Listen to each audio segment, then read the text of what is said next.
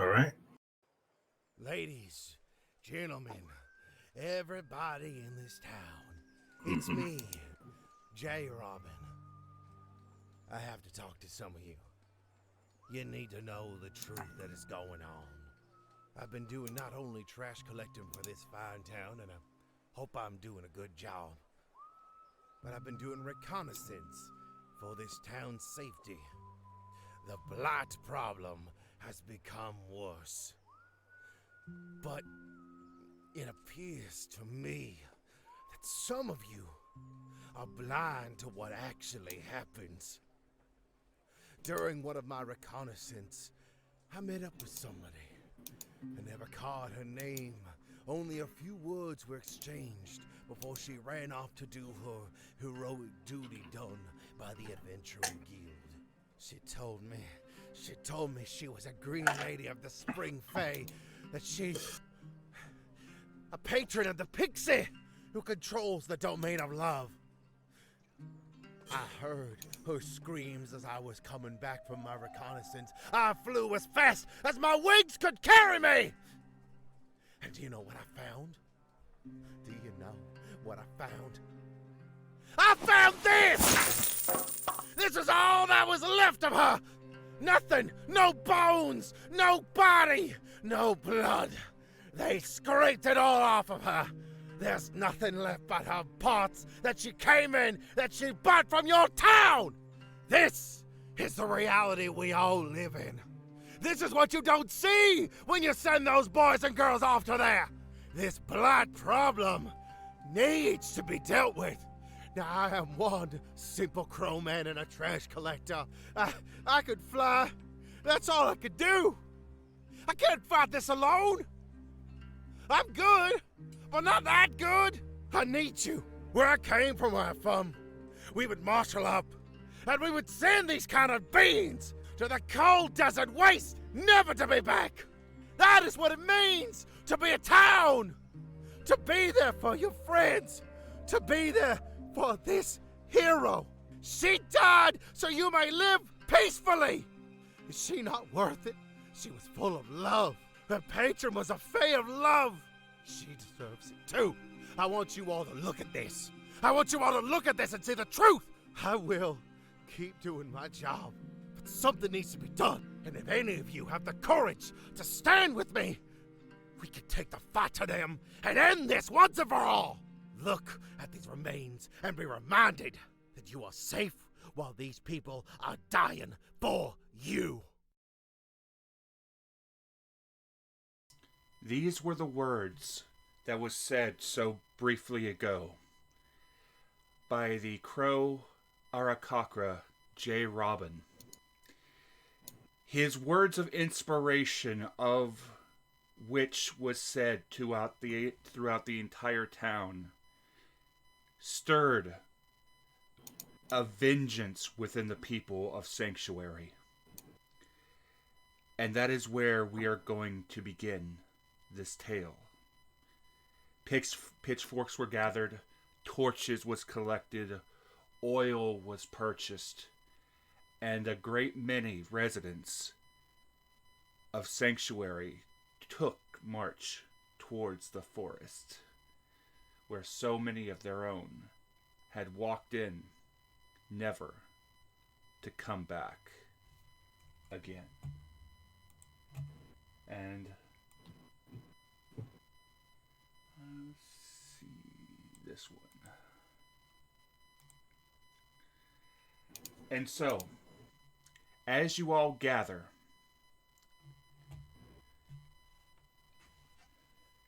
your group has collected at the edge of the forest. That same Crow Arakakra stands at the very head of the forest. You came over at 6? Just at the very edge, where nobody is sitting and waiting. Standing beside him is the lieutenant of the local guard. But as people gather, and as people form up, holding their weapons, holding their axes, their pitchforks, their torches, the Arakakra stands up tall, tipping his hat just a bit as he begins to speak. All right now, all right. Now that's more like it. I am proud, not just of myself, but all of you, for standing up and doing the right thing. Clearly, this town is full of good, honest people who are angry, who are furious, and who want to end this blight problem tonight. But as much as my bird blood boils for killing blights tonight, I do believe we need to have some sort of a plan. We can't just walk in there blind and angry, and we'll all be slaughtered if we do that.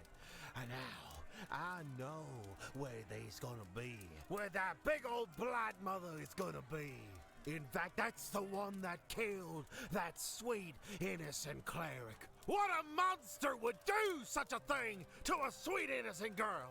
So I got the plan to take her down in one swoop. And I needs oil. I need lots and lots of oil.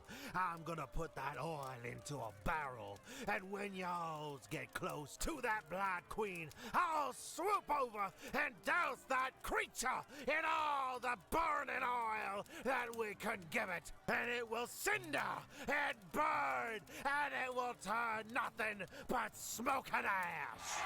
Some of you are gonna wonder how you're gonna be able to find me. You're gonna find me by searching up in the skies up high. I will carry the torch of liberation, of freedom against these blights. And I will make sure, I promise you, when you see the beacon, when you see the torch, and when you see the oil coming down on this queen, it will be your time to strike. We will have our vengeance. We will remove this problem and make this town safer. And we will make sure she did not die in vain!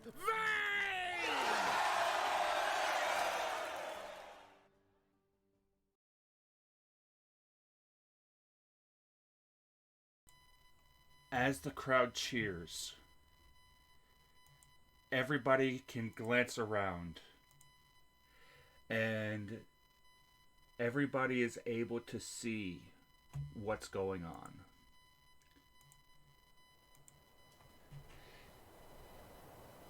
The question is, what's the plan? Is everybody going to wander into the woods? Or is the people of the town going to discuss amongst themselves what they plan to do? Gertrude stands off to the side with a few supplies. They don't intend to go into the woods, but they are here ready to help out their fellow townsfolk with whatever may need to be. Yarp stands beside the Arakakra, armor ready to go. Of course, the noble townsfolk guard is here to make sure that people don't get hurt, along with his detail of guards. The local doctor's here, of course, to make sure that injuries that are dealt with can be taken care of. The blacksmith is here to make sure that weapons are sharp and eager. Not to mention the Master Fletcher of town. It seems some of the strongest in the town have turned out to attempt to protect this town. Even the Master of the Wayfinders Guild has arrived just in time. Still worn and carrying a number of signs of rather rigorous battle on his form, but still here nonetheless. The crowd is dividing up supplies, getting everything ready to go, and getting ready to take a march into the forest.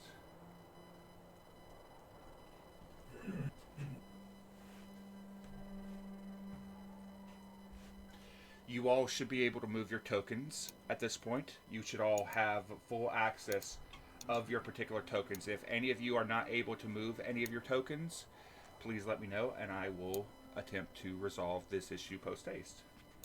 You should each have your own peasants and your own hero. I I'm can not. move Yarp for some reason. I can move my peasants, but I can't move my character. Yeah, I can't move Alexander. Then let me go ahead and fix that. So for Yarp,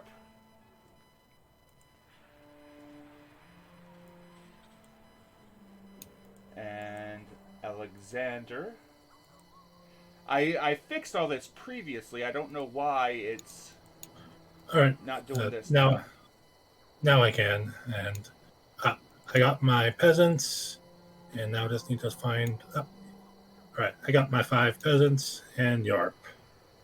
Right. Let's just make sure I got peasants here. We may have to do this with each map. Let me see, and then Jones should be able to be controlled. Everybody should have their groups.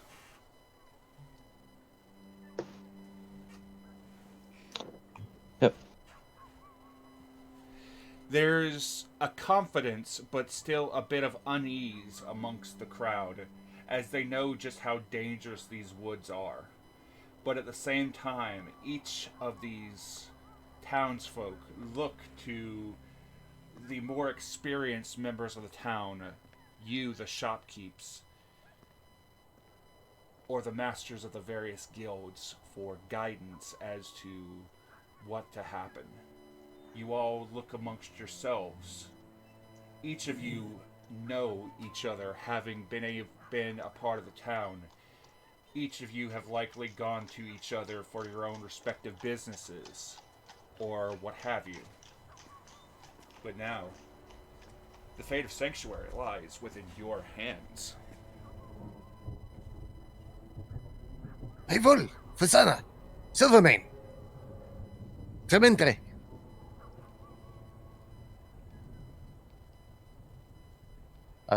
For those out of character, Gig was just calling for Alexander and Silvermane.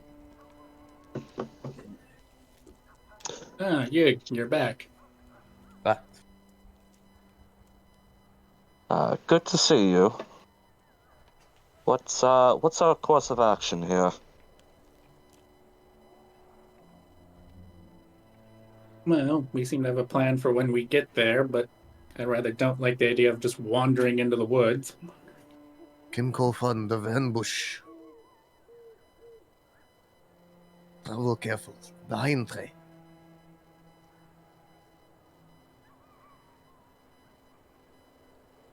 Alexander, go ahead and make me a perception check with advantage. Everybody else normal perception checks. Okay. I can't roll for shit on Good thing I have advantage. 16 both ways. That's a 20. 15. Everybody that's 20. scored above a 15, you notice that the trees above are active. Dozens of crows are in the tree line watching the entire group. They appear normal, but with red eyes. Alexander, you see that they're covered in red eyes, particularly their skull. There's at least 10 red eyes on each one of these crows. Many of them are looking directly at you. Unfortunately, I believe that our quarry already knows of our gathering. Gig will turn around and look for one of the crows.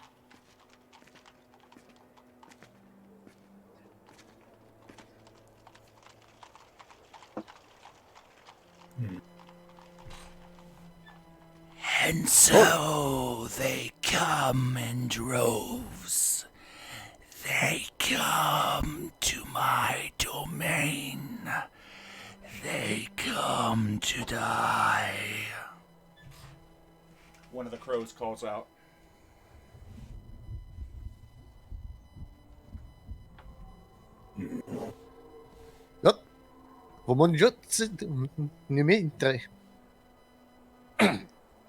I really shouldn't drink right before I speak Mombahi. Did we do something about those? You go look over, sling a stone, take aim at one. Go ahead and make an attack roll, Yig.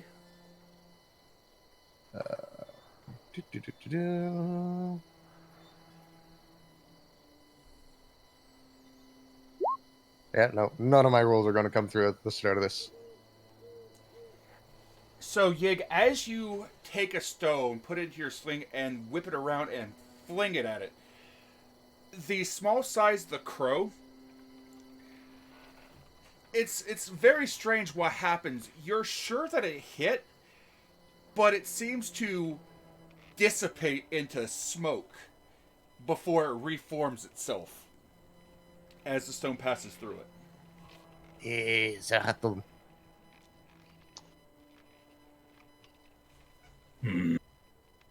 Yarp is just kind of taking a look around. Something about this whole entire thing, something doesn't sit right with him. Especially with something the crow Aarakocra, J. Robin, said earlier.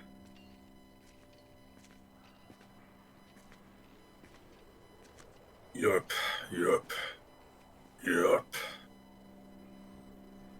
Oh, don't What worry. is it, Yarp? You seem uneasy. Yarp. Yarp says, pointing at the crow, then pointing at the other ones, and then interlocking his fingers like, Yarp. Can I attempt an insight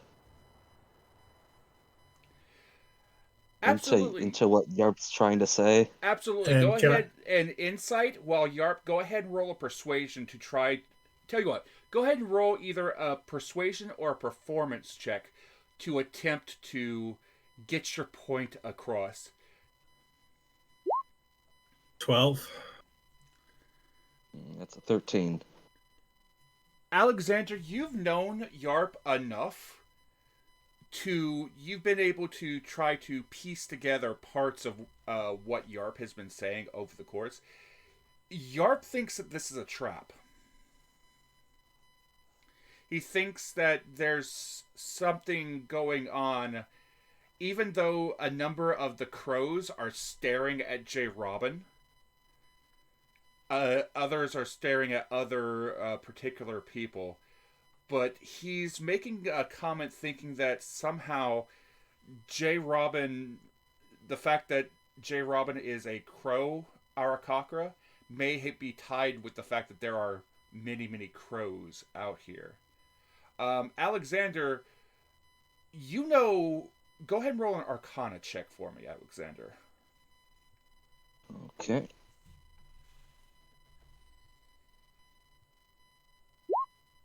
Uh, 24.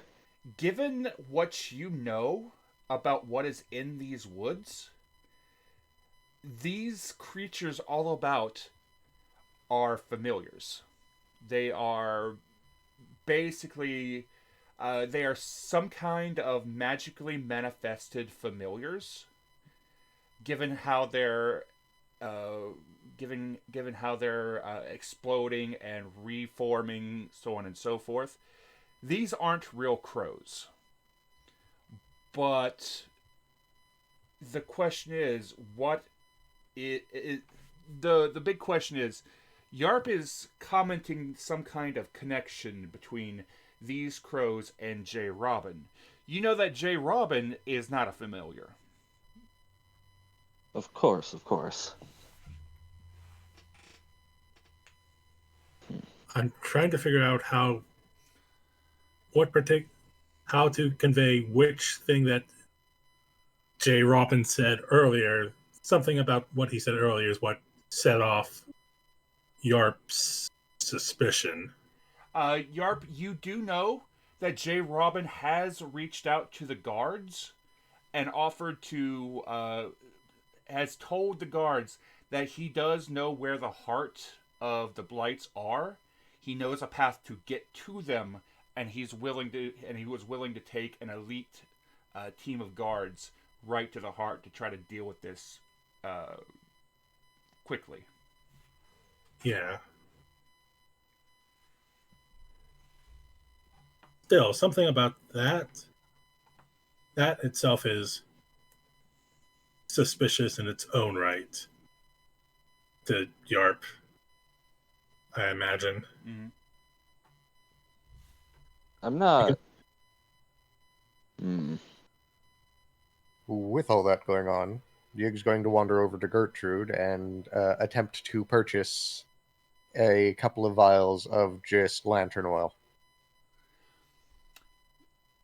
You will be able to acquire oil, but people are buying out a lot of Gertrude's oil. For Ygg's group, Yg is going to take one of the flasks of lantern oil, hold it up to his group, hold up his water skin, take a drink of his water skin, hold a unlit torch in front of him, and then breathe out the water across the unlit torch. Just to show the group what he plans to do with his flask of oil. Okay. So that is very easy for everyone else to see should they be looking at Yg. Yarp. Alexander right now would probably be looking at J. Robin because he's understanding that Yarp is nervous about our friend here. But what do I know about J. Robin? Well, believe it or not, you, Alexander, you actually had a conversation with J. Robin about a week or so ago. J. Robin has been working in the town as a refuse collector. He's been collecting. He's been working in the town as, he collects various pieces of trash, and then he takes them out and gets rid of it for various reasons. He did offer his services to you, but given the nature of your trade, you don't want various magical concoctions that may be bad to fall into the wrong hands. So you and Bella typically recycle. But you did warn him about the blights specifically. Given what you know, you have warned him about those blights in the past, and I believe. Let's see. I'm attempting to check something because I believe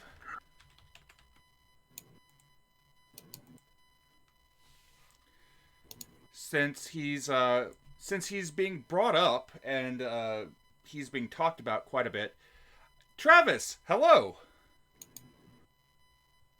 You're muted, my friend. Can you hear me now? I can hear you now. Travis here is the player for J. Robin.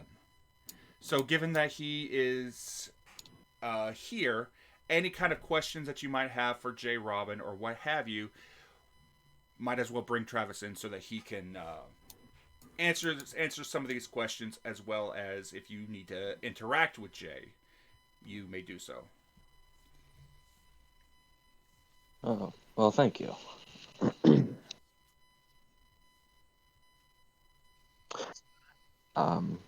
In fact, I think Alexander would have a question for J. Robin in this moment.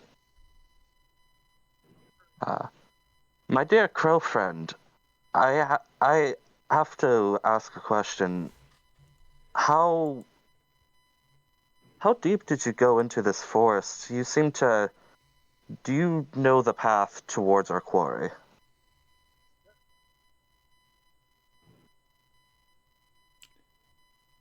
Give him a minute. Either the volume is very, very low or he's muted again. Yeah. Alright. As Alexander brings this, Yig is pulling out a map and walking over to J. Robin so he can point to where.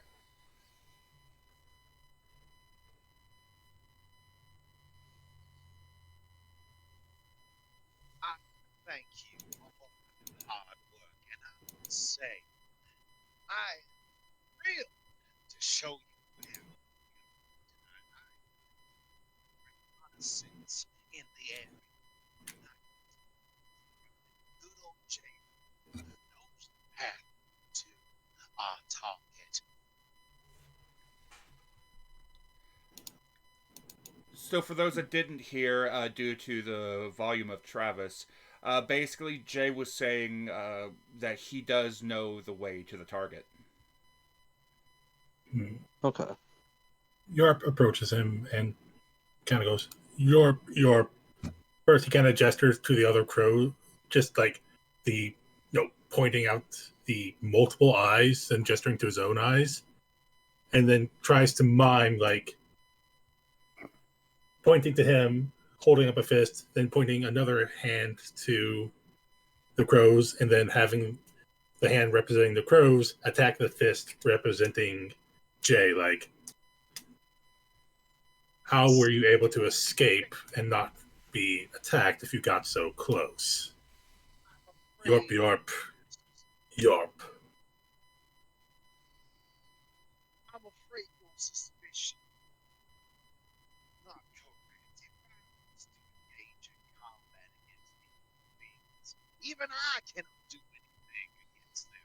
And he'll load up a quick bolt.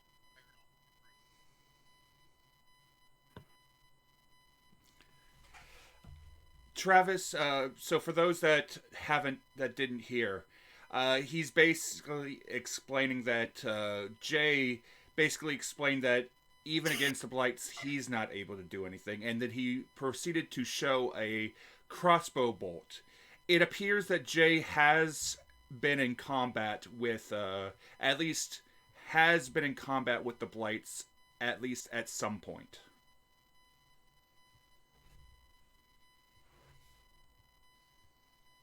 I assure you I sent some of their boys down to the fiery graves.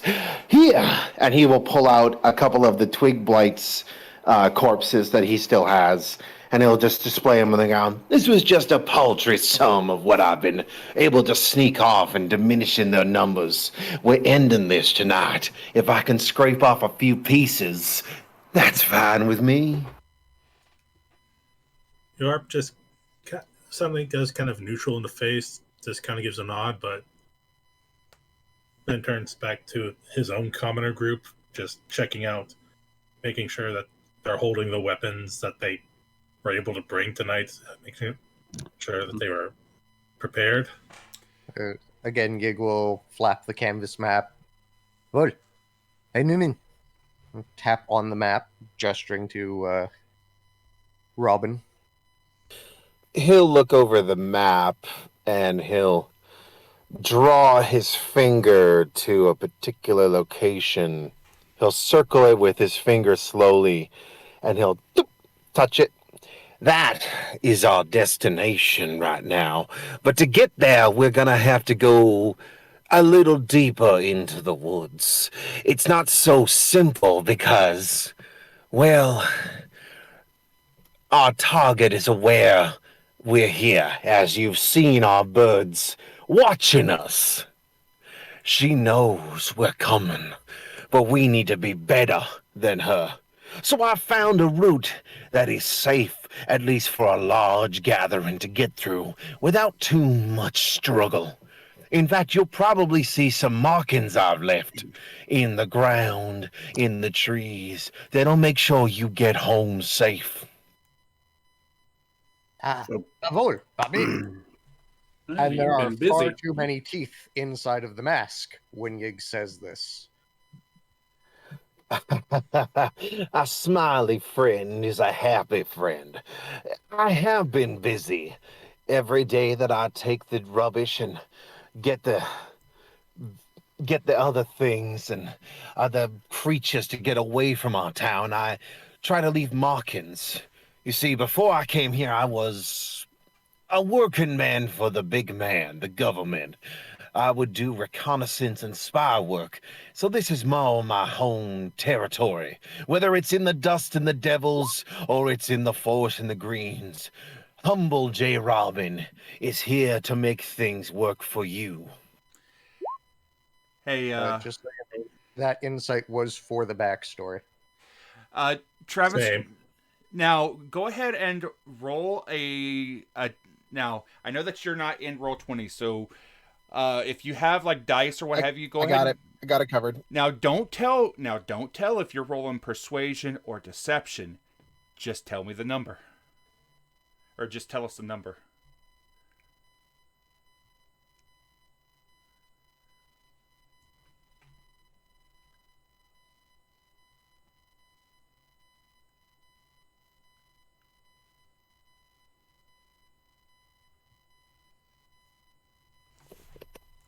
Uh, can I DM it to you, Bob? Absolutely. Also, very quickly, Travis, where on the map did you tap? Did you tap the northwest, northeast?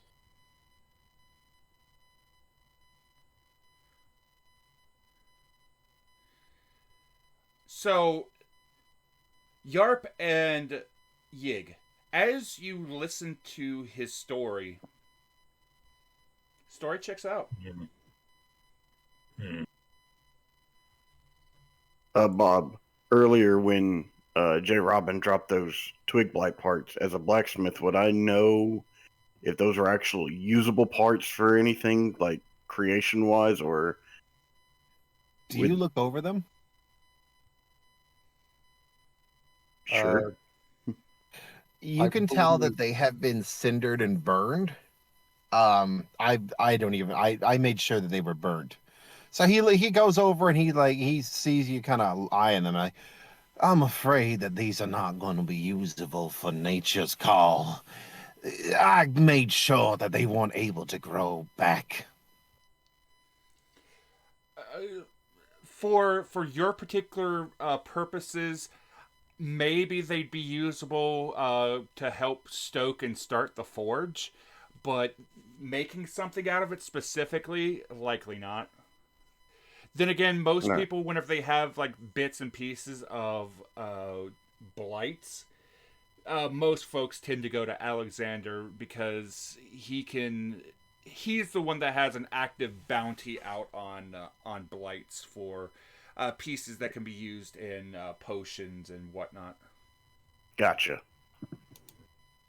Given what Yig knows about the blights, awesome. Good to know that they're burned. Mm-hmm. Also, considering that, once again, I'm going to have to ask, where on the map did you tap there, Travis? I can tell you, Yig, have you? Now this is DM. I might be messing up. I believe it's northwest where Yes. where she typically is. So it would be around the northwest area that he pointed. Yeah, there is one area in the northwest that Yig has not been. Because Yig has scouted the majority of these woods. Mm-hmm. So J. Robin is in fact pointing on a point of the map that you know is heavier in like blight traffic. You think that since he's trying to take everybody to the Dark Lady, you believe that this is a location that could potentially be the Dark Lady's home area. Awesome. Would we all know about the Dark Lady already, or... There's rumors. You all. There's rumors that's been circulating around the town. A lot of it has been hush hush. Certain people would know. Certain people in this particular group would know more about the Dark Lady in and of itself. But a lot of people would know about the blight problem. And there is theories and rumors that something is controlling the blights, especially with everything happening, the problems with the farm, the animals going around the city with the little white hats, and various other things going on around town. You may have heard about the Dark Lady, specifically from adventurers that may have been passing by talking, and especially at the guild, but you don't know what the Dark Lady is.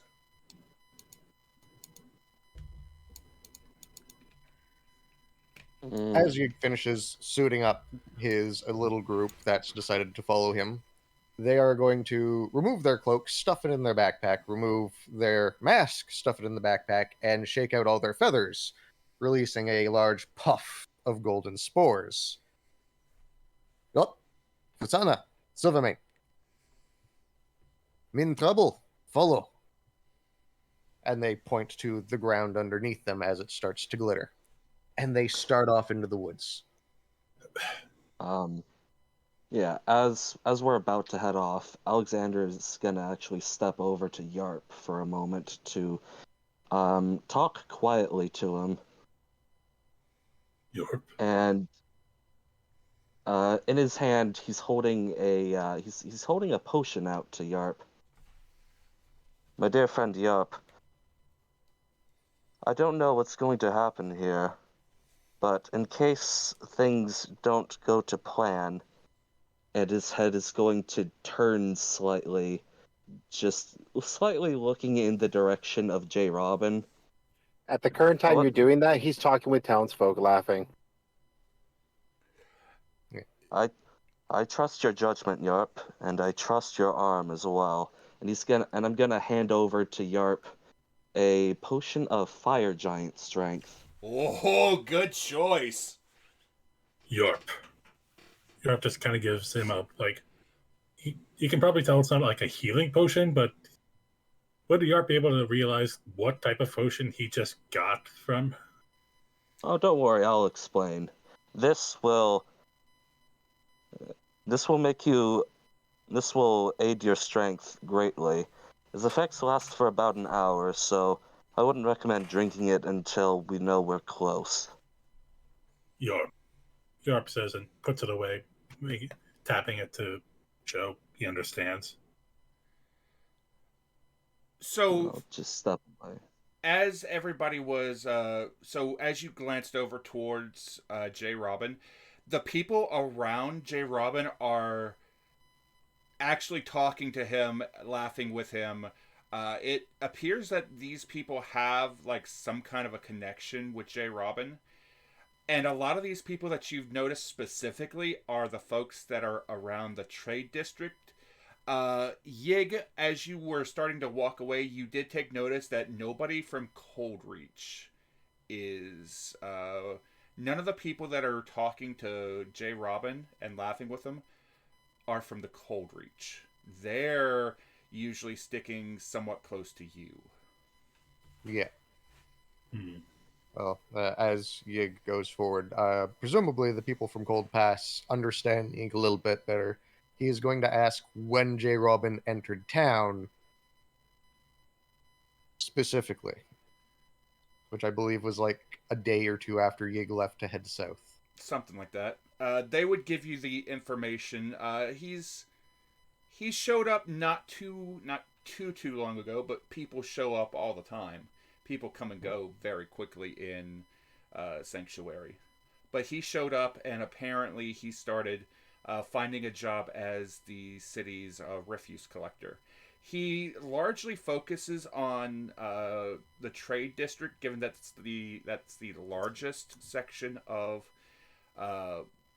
like refuse specifically. He hasn't really focused on the farms or the Cold Pass, or he might be focusing on the East Road and the trade district as primarily. Yeah. Just very quickly, if anyone asks one of the peasants why that Yig's leading, why they're set up like that, they will tell that individual that this is a hunter's setup according to Yig.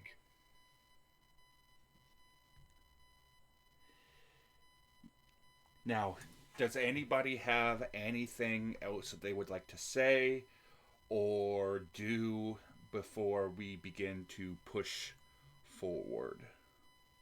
Joan would let her group of town people know that they are farmers. They do have pitchforks to utilize that range if anything comes at them, and stay together. Because if you split off, you don't have somebody next to you to help you out. And as we start going, let me pull this up here. I am going to. This is the right one. I'm not sure exactly how to do this, but I was going to cast Blessing of the Forge on myself on my armor to give me 1 extra point into my armor class. Okay. How long does that? Let me take a look. Let's see how long. And at the end of the long rest, you can touch a non-magical object until the end of your long rest, or until you die. It gains a +1. Is your armor already a +1? I gotta find where it's at. Items. Yes, my armor's already a +1. Okay, so I have to put that on somebody else. Yep. Okay then. Yeah. Which, Squinto? Mm-hmm. Your character will very easily notice Yig reflexively pull a fragment of a shield from their back, snarl, and put it back right away.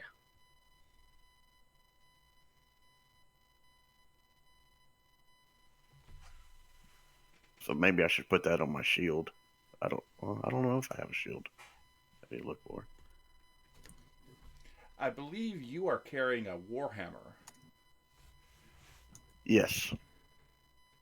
Actually, let me take a look at.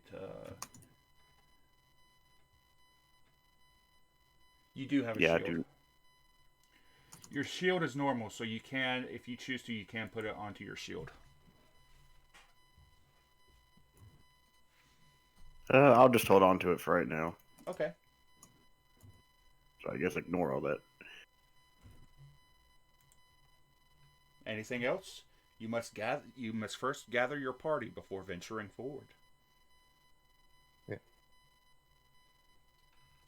Yarp turns to his group. Yarp!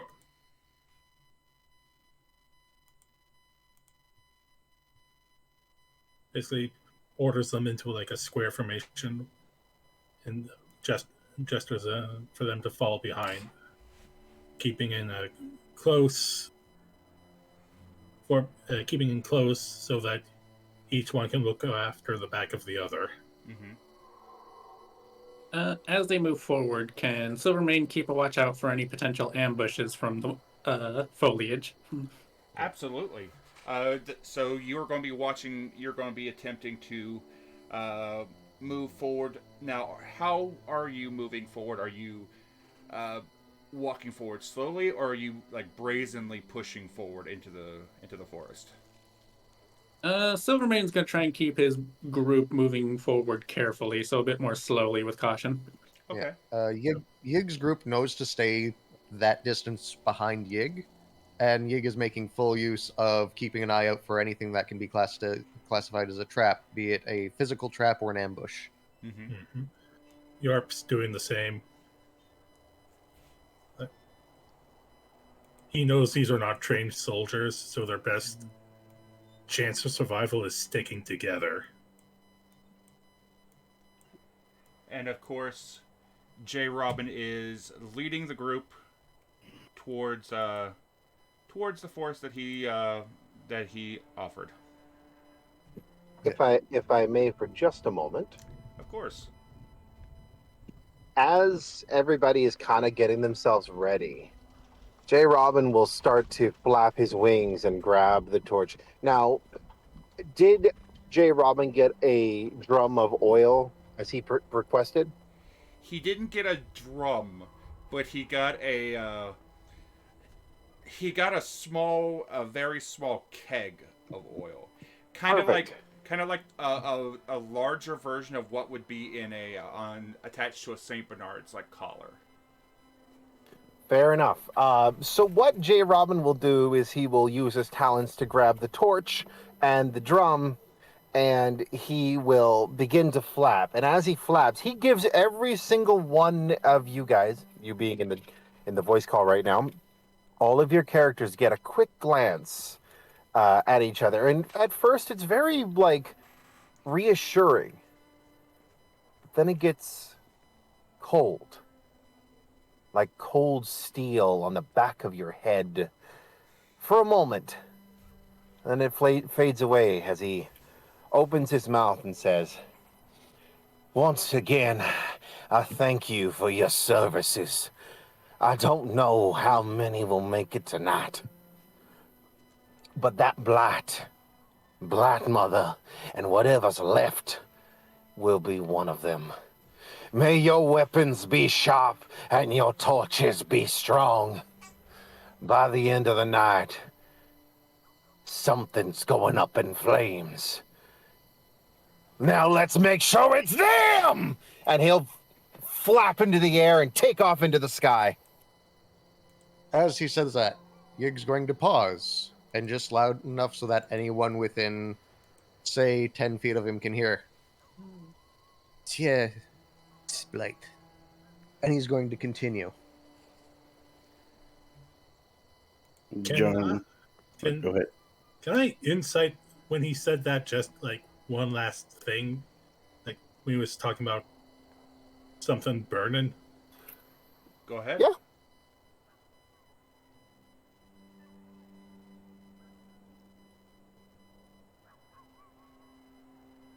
Ugh. 10. And Jay, go ahead and roll me a social check and private message it to me. So Joan will just hear what J. Robin said and like, it's awful enthusiastic for what we're about to walk into. So, is Yarp actually getting that close to Yg, as Ygg's leading the charge? Yeah. Yarp is aware of what his strengths are and that he's Vanguard. Yeah. Yarp. Yarp! Got kick! Yg taps his eye and points up as he continues forward. Yarp just gives Did him you a get my nod. message, Bob? I did. Perfect.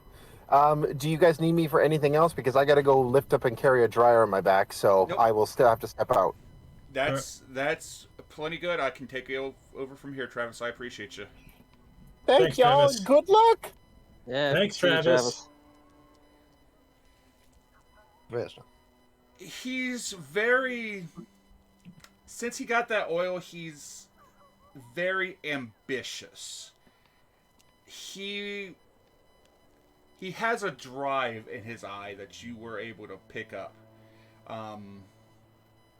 You don't know if he's talking about the Blights, the Blight Mother. You get the sense that he is ready to burn something, and you're not quite sure if it's specifically the Blights. Yarp.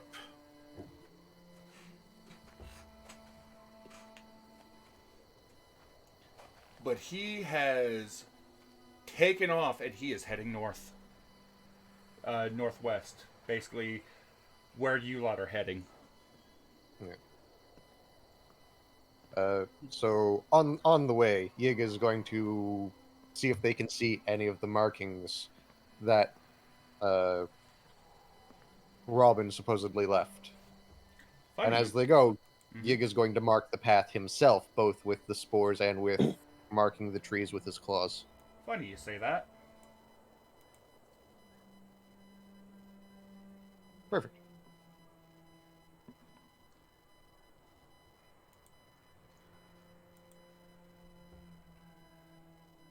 Hello, Gertrude. Gertrude is back at camp, so she is not here. Feel free to...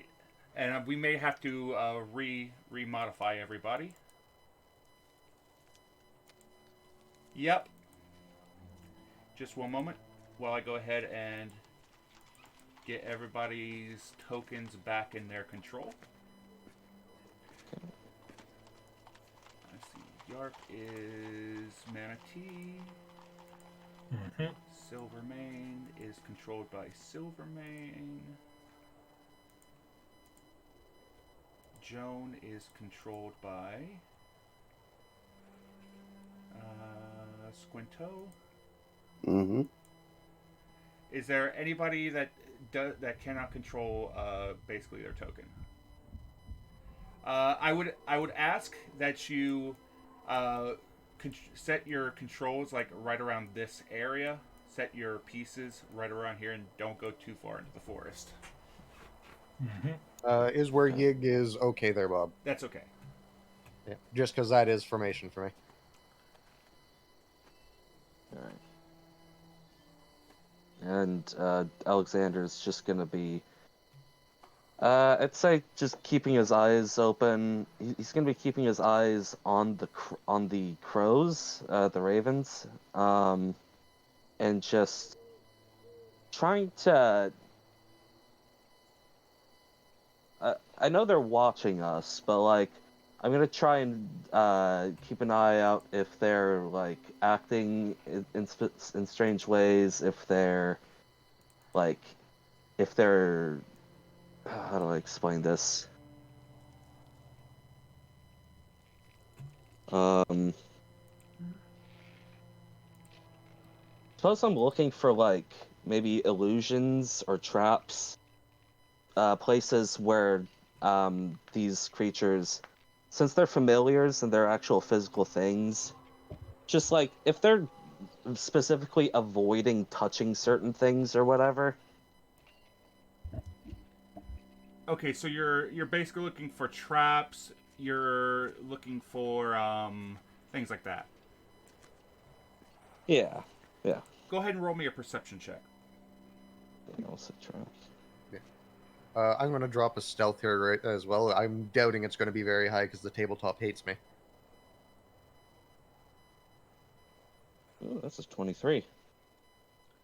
The first thing that you notice, Alexander, is you'll notice that there is in fact a giant marking just to your right. It's garbage, refuse, trash. It is a lot of trash. I mean, a significant amount of trash. And as you see the trash, you hear from above. Let me see. Cotton flapping bushes. Now, folks, I need you all to stay close. We've got many strange things in here. I started noticing some refuge found on the ground. Pay no attention to that. It's these blights trying to scare ya. Everybody keep together, keep in the line, and keep your eyeballs peeled on the task at hand. Wait. What was that? It ain't nothing. Come on, folks. Let's keep moving. And Silvermane, you said that you were rolling perception checks. Go ahead and roll your perception check for me. I do. All right. So is there anything else anybody else wants to do? I should Okay. probably roll my perception as well. Same. This will be for traps, so I am using the Dungeon Delver feat for that. And Okay. I'm looking for just like anything that may be attempting to ambush us, either blights or. Yeah, I'm just keeping an eye out myself. So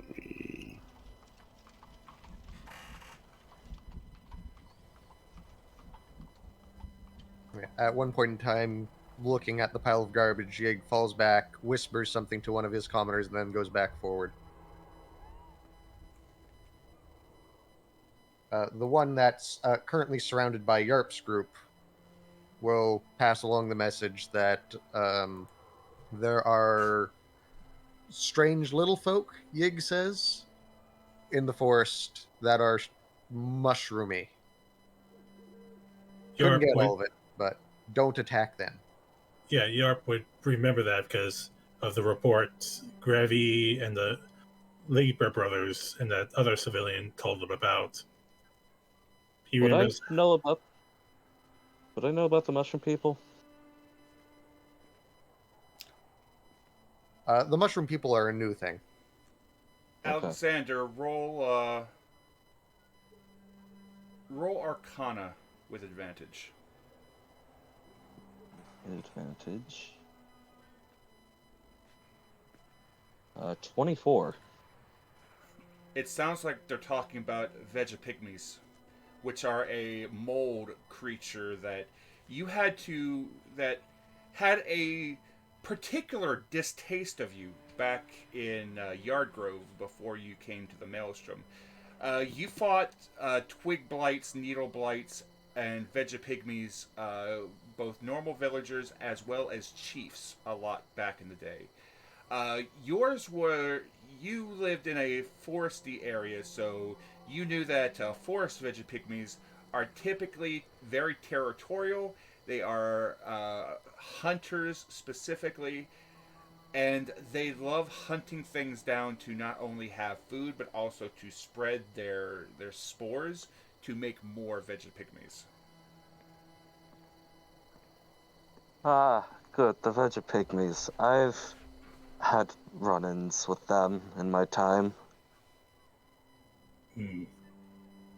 Yarp, would Yarp be able to hear that, or do you think he's too far away? No, you're about 15, 20 feet away from him. You could see that. Yeah. Yarp kind of, once again, does a bit of charades, trying to inform them that a patrol had run into a group of Vegapygmies, but even after cutting one of them in half, once they showed that they were going to stop fighting, the Vegapygmies left them alone, so... Yarp, yarp, yarp. Yarp. Then he makes like a chopping motion, splits in half, but basically, yeah, what I just said shows that even after that, the Vegapygmies were willing to stop fighting once they realized that the other group had made a mistake and stopped fighting. Yarp, yarp, yarp. And you all hear. Yes. Get your hands off me, you tumbleweeds! You ain't won this! Don't stop fighting! I know you can do it! It's going to move quickly forward. So is Yarp. So is Joan. Yeah. Yeah, Yghya is running with an 18 stealth, 22 perception. Funny you say that, Yig. It bitches. I'll just stay where I am then. Roll initiative. Yep. Given that multiple members of the party saw this, you are not surprised.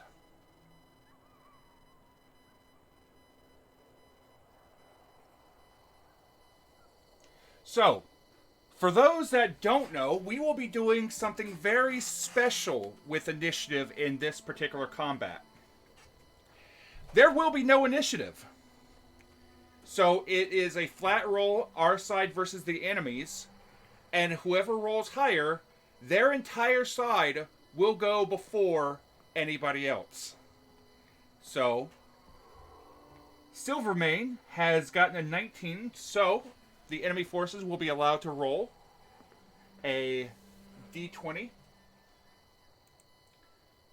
plus 5 for their for initiative. Ooh. Oof. And they Nuts. rolled a 21. So the enemies will be moving first.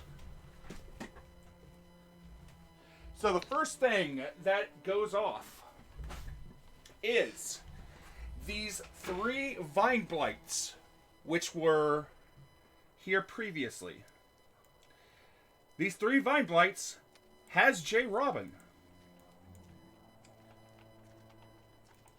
And they will promptly 2, 3, 4, 5, 6, 7, 8, 9, 10, 11, 12. So these 3 Vine Blights retreat off screen with J. Robin. He has been completely ensnared by all 3 of them, and he has been dragged away. Now, for the ones that is currently seen, let me go ahead and get everything set up. So now we're going to start off with the Twig Blights. So these Twig Blights on the right side are going to move forward. 1, 2, 3.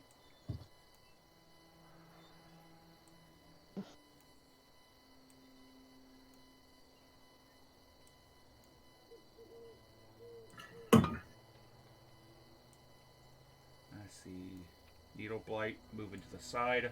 I'm going to get all the movements done, and then we will get to attacking. 1, 2, 3, 4. 1, 2, 3, 4, 5. 1, 2, 3, 4, 5, 6. Moving up. As they're moving forward, you just hear Silvermane. The forest moves against us. Don't let them surround you.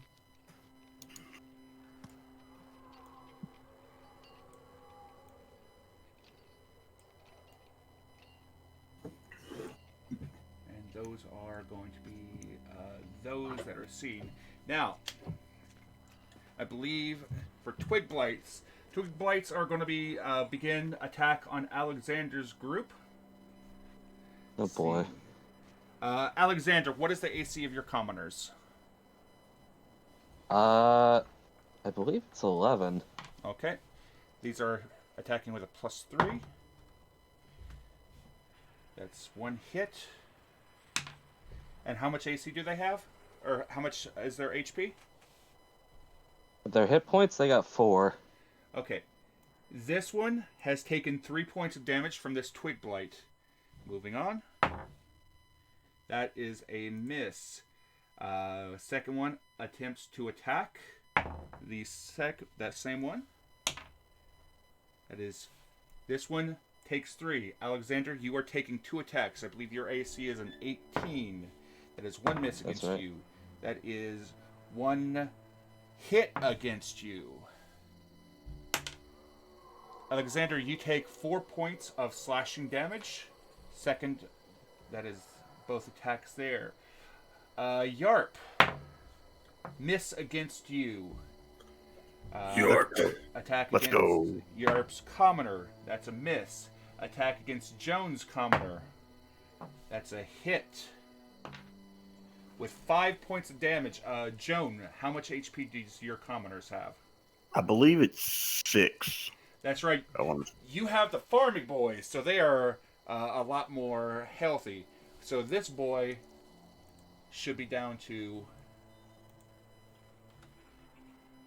Left or right? I'm about to mark it.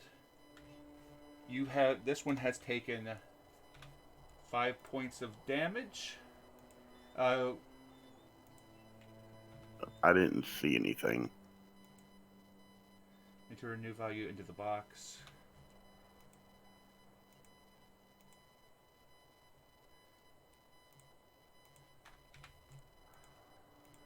There we go. Now this one has taken 3. It's this boy right here. This boy has taken 5. Okay. Attack on you, Joan. That is a 21, so that will be a hit on you. You take 3 points of piercing damage. And 1 attack on the boy to the side of you. That is a failure. That is that. Moving on to Needle Blights. Needle Blights will be attacking at range. Needle Blight number 1 is attacking this boy right here. That is a +3 to hit. That is a 14, and he does 2d6. So this particular Needle Blight attacks this particular lad right here and does 10 points of damage, pelts him with needles, and we have first blood. Let me see. Next up is the Needle Blight over here. He has a range of 30 feet, so he is going to attack Alexander with a nat 20. Oh. I'd like to cast Silvery Barbs on it. Okay. Taking your Silvery Barbs. Very well. He rolled a 4. Knowing how the Needle Blights work, and how these blights work particularly, you mutter a word of arcane power, which disrupts the concentration. And as these needles are flying in, they slam against your words, the wave vibrations of your words, and the needles scatter. Second Needle Blight on you, Alexander. That is going to miss. That is all the Needle Blights. Now for the Vine Blights.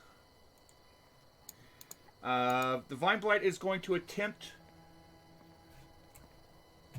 to ensnare. And believe it or not, I do believe that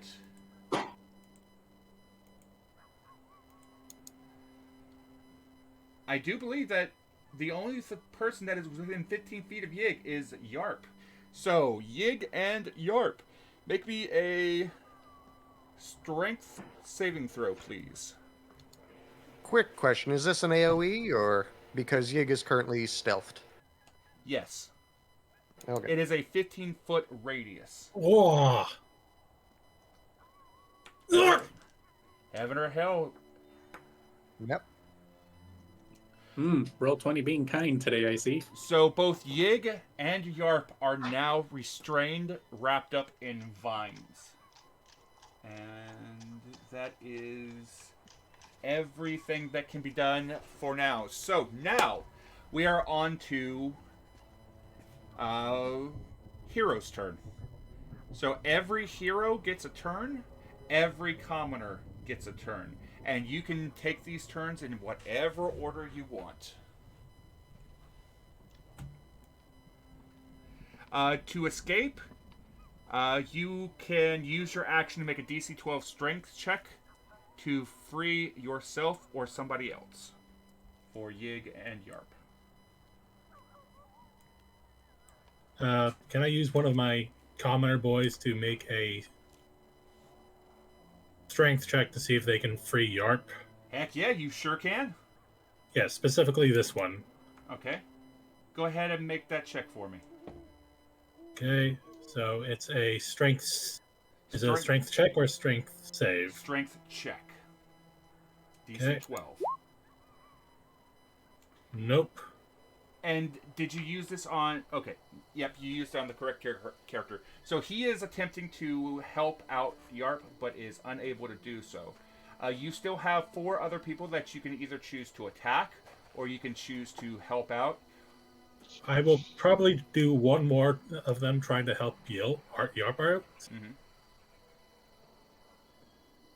Okay, once again, strength. But no, that's a strength save. Yep. Sorry.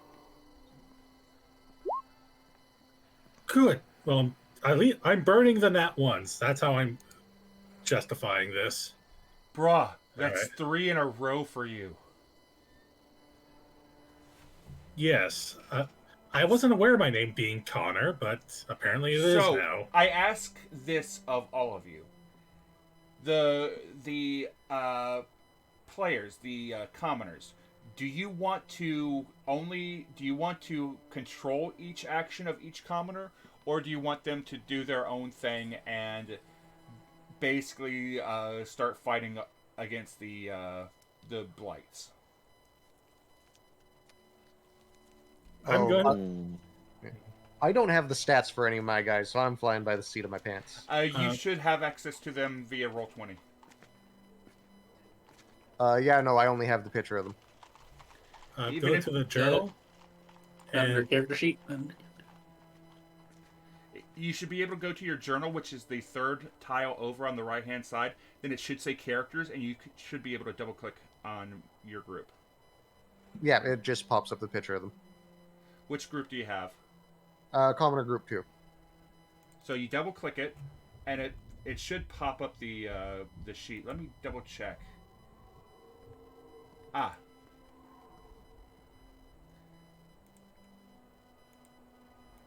This is what I got. Oh, there we go. Something's loading.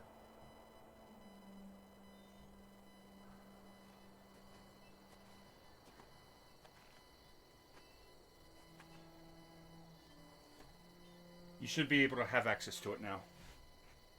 Yeah, I'm going to close it real quick because it's stuck in a loading loop. There we go. Hey, I can see shit again. all right, Let's see. I would like to use one more control of my commoners to see if to get Yarp out. Mm-hmm. Okay. 13. Yarp has been freed. Okay, so for the last two, one is going to position himself here, Mm-hmm. and the other is going to position themselves here, and they're going to tag team this single blight right here. Okay, they can both make attacks with flanking. So that's +2, right? Correct. All right, so Just the first one, Mm-hmm. this one right here is going to stick him with a pitchfork.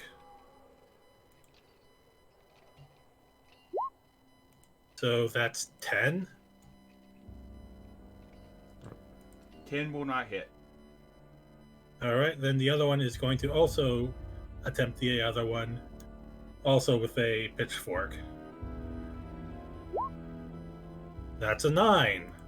9 will not hit. Okay. Now it's Yarp's turn, and he's a bit angry, so he's going to turn to the one who the other two were double teaming on, pull out his sword, just go, Yarp, and swing. Hang on. Longsword two-handed. 25. That's a hit. Give me that damage, Yarp. 8 slashing.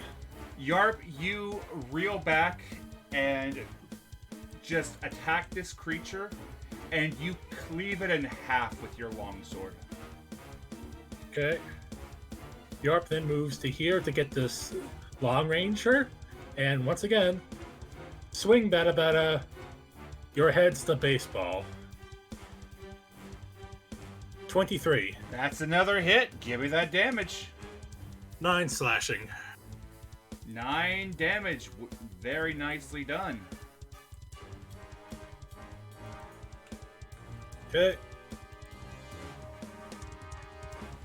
Yarp! Alright. Whoever wants to go next, your turn. Okay. Let me just double check my spell here. 10-foot radius? Yeah. I'd like to cast some shatter here. Ooh. Where are you going to be placing it? And so I don't know what I need here to. I don't know if this box can. You just click and hold where generate that little blue circle where you want to hit it. So 10-foot radius from here to like here. Basically, I'm looking to get the four guys in front of me, and also catching the special one that's next to Yarp. Okay, so you want to... So you kind of want to do something like this. Ooh, right, it's a circle. Perhaps I should step back. You will take attacks of opportunity if you step back, but you know these creatures, these twig blights, they are fairly weak, and they will go down quickly. Yeah. Okay. If I were to step back, would I be able to catch the one that's to my right as well? So if you step back like one, Yeah, step back one. you'd be able to hit most of them, but you're right here might be the best option. Although you're risking some friendly fire. Although if you put it like over here, like Let's see. Where's my measuring tool? like this right here might be the best bet for Yeah. you. Right there. Okay, so that's the spot. I'm gonna step back 5 feet so I don't catch myself in it. All right, And that'll be 2 attacks of opportunity. That's going to be 1 hit. You take 2 points of piercing damage. Okay, I'll mark that off.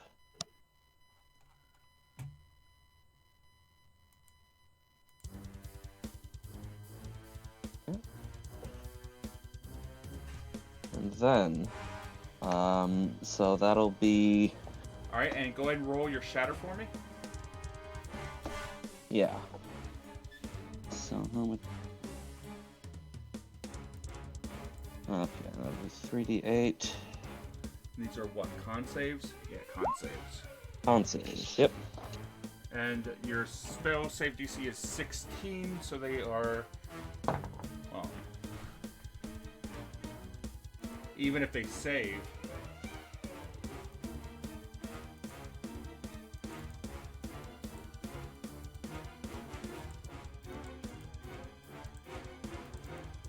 Alright, so these things are made out of, like, wood, so is that organic or inorganic material for the spell? they are made out of wood, so I would count it as organic. Okay, so just normal then.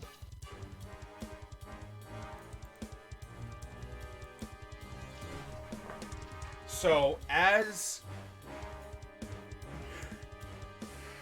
Alexander brings his hands back, he slams his hands together, clapping his hands together, as this massive shockwave bursts out from a point that he can see, ripping apart a number of these creatures, and all around you, you hear crows screaming at the top of their lungs, almost like an echoing chain.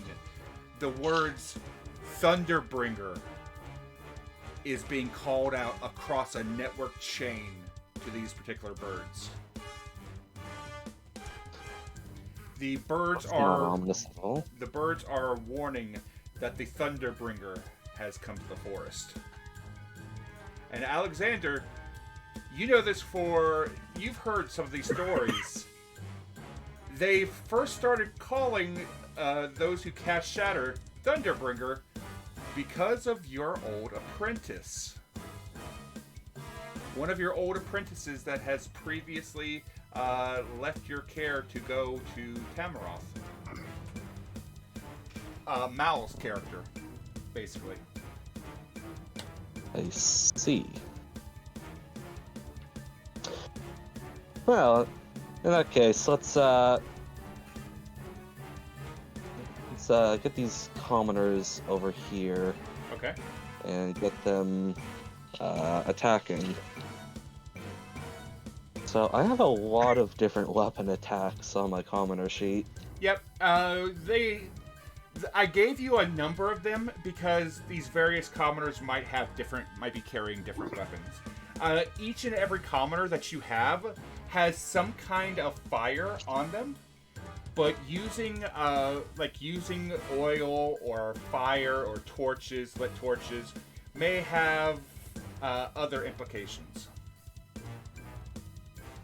I see. Okay. You know that these creatures hate fire, but you are in the woods. Yeah. Yeah.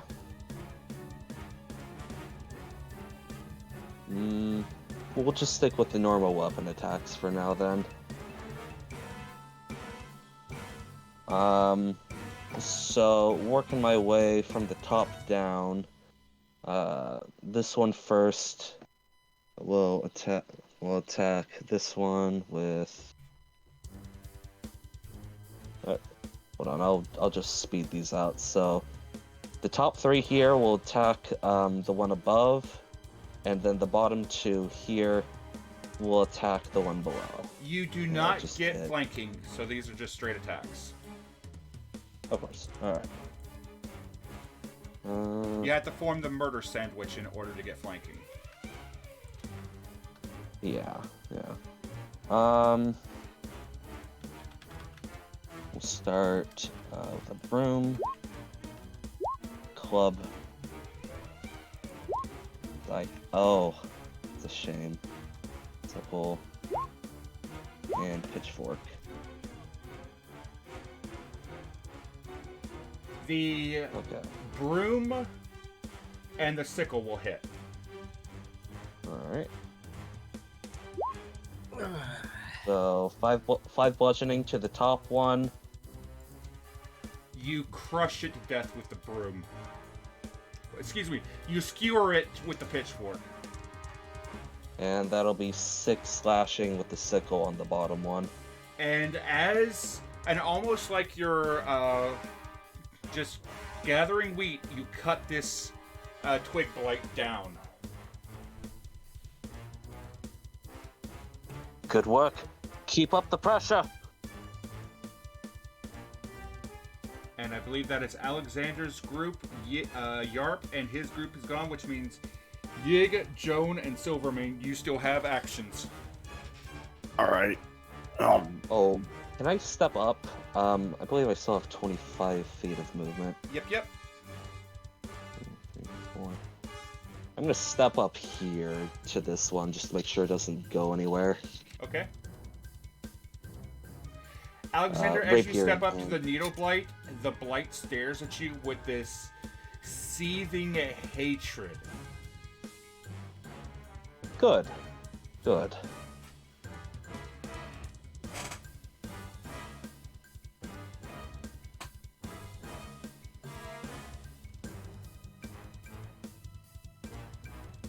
So, who's up next?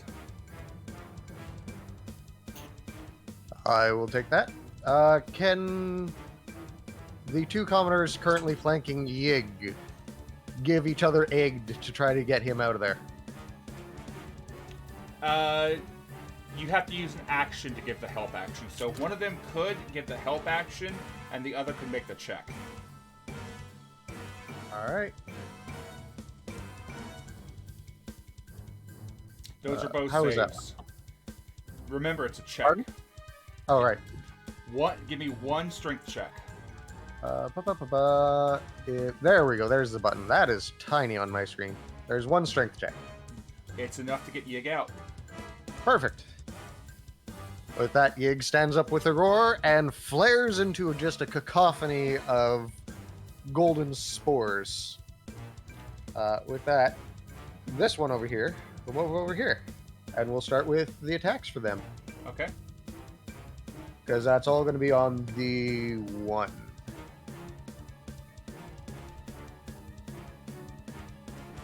That's the first swing. 22 hit. That's a crit. That's a hit. Give me that damage. So total is 6. That is enough to cleave this particular twig blight down. Well done. Perfect. These 2 will move over here. That one misses. Yep. That one misses. Yep, that's a miss. And this one will come up here. And Yghya will move over here. Challenging the one in front of him. Mm-hmm. And I've already burnt my action anyway. So we are going to go with absolutely sweet fuck all. Because I don't have another bonus. I don't have a bonus action I can use. Carrying on swiftly.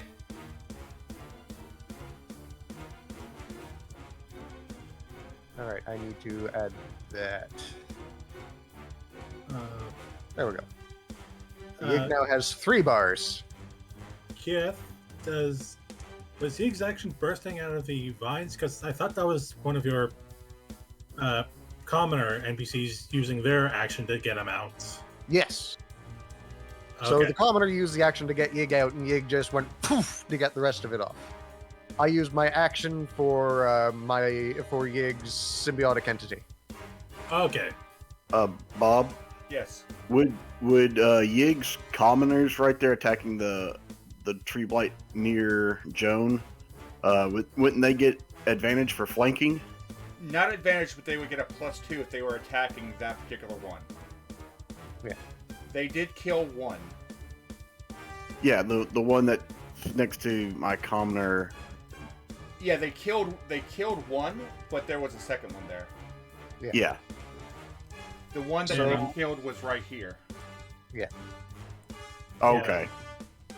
Yeah, unfortunately, the one they rolled so low that even with the +2, it probably wouldn't have hit. Mm-hmm. Yeah, no. The commoner right below Yig is going to ready an action to attack the twig blight if it approaches.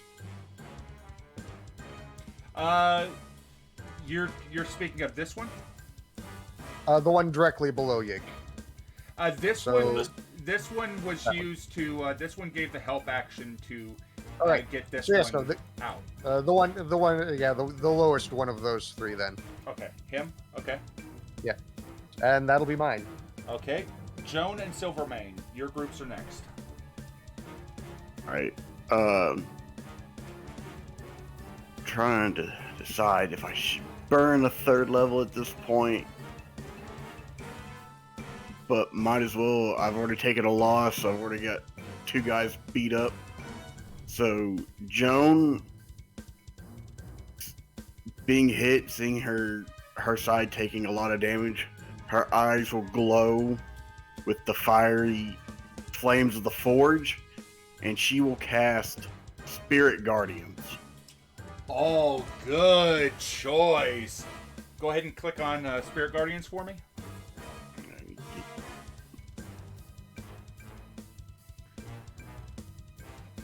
15 feet.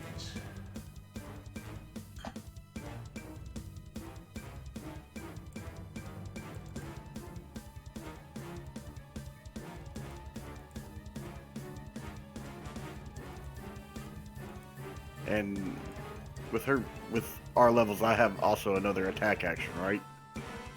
You use your action to cast Spirit Guardians. All right, so then The blights and the immediate thing need to make a wisdom save. Yes. So Wisdom save 15. DC 15.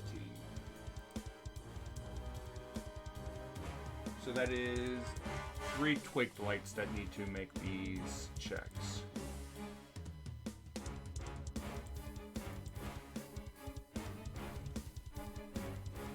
Fail. Fail. And that's a failure. So go ahead and roll your damage for Spirit Guardians. That should be 3d8 radiant. So pull the sheet back up.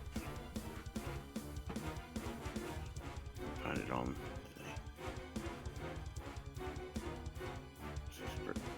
There you go.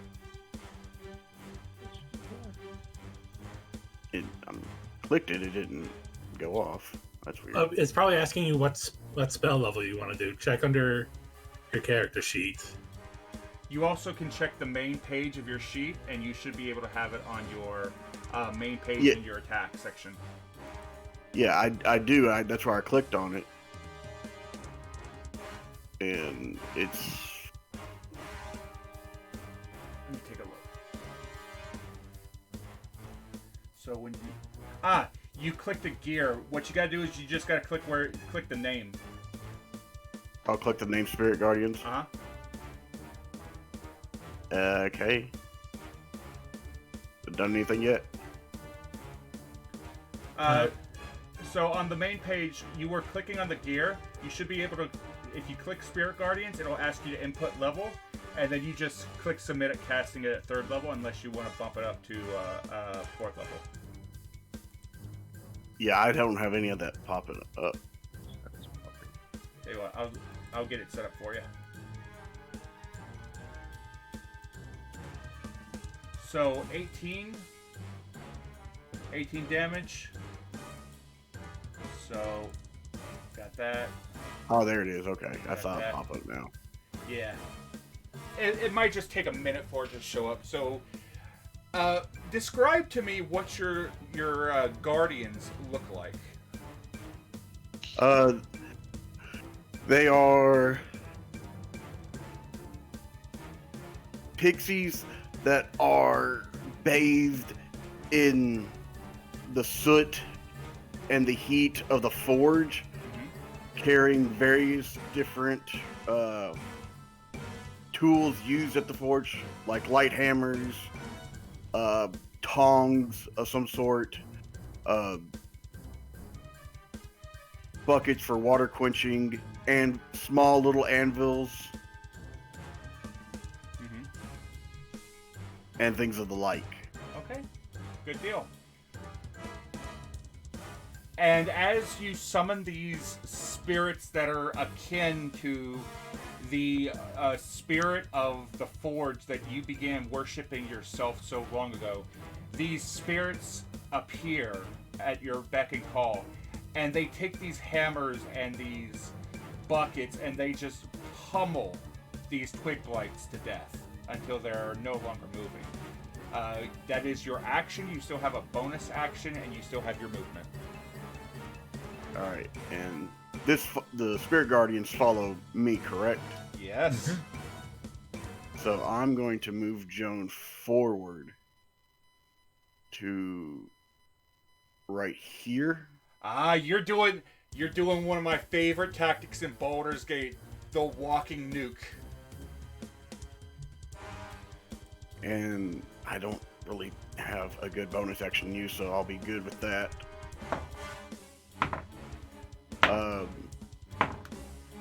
While that's going on, I will move a couple of my soldiers, my farm boys over here to attack the needle blight. Give me just one moment, and that is a vine blight. Vine blight. No, I'm talking about something else. Whoops. Sorry, didn't mean to click that. Trying to do something else here. So, Joan, as you start walking forward, you're walking, these spirits are following you, and they are just blending everything that you come in contact with. Go ahead and you can now make your attack rolls. I think this one is in her range, actually, too. Let me take Yeah, that's 15 foot. Oh, no. It is, however, in Ygh's range, so. Correct. It is in Ygh's range, but it would have to be 20 feet for it to be within Joan's range. Oh, alright. Alright. So yeah. both of them are going to attack with their pitchforks. That is a needle blight. I believe that is a double hit. Go ahead and give me that damage. Alright.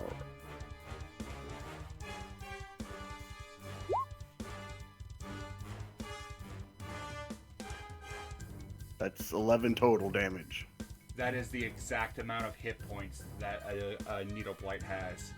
So these two farm boys from down on the pig bowl, they just run up and they just bury their pitchforks into this thing and drive it to the ground together. Yee-hoo! Nobody does it quite like a farm boy, I tell you what. All the muckers are very excellent. And then for my other two, didn't mean to do that. I'm gonna grab him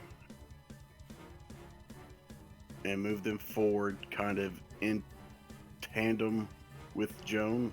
Mm-hmm. Kind of be like staying with her to make sure she doesn't get overwhelmed in case something else happens. Okay. Smart. And that'll be my turn. Silvermane, you are up. Let's see. Silvermane's gonna move up a bit and then fire at this needle blight in the back here. So, pulling out the longbow.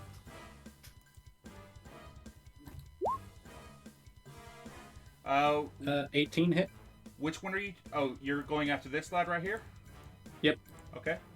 That is a hit. For 8 piercing. 8 piercing.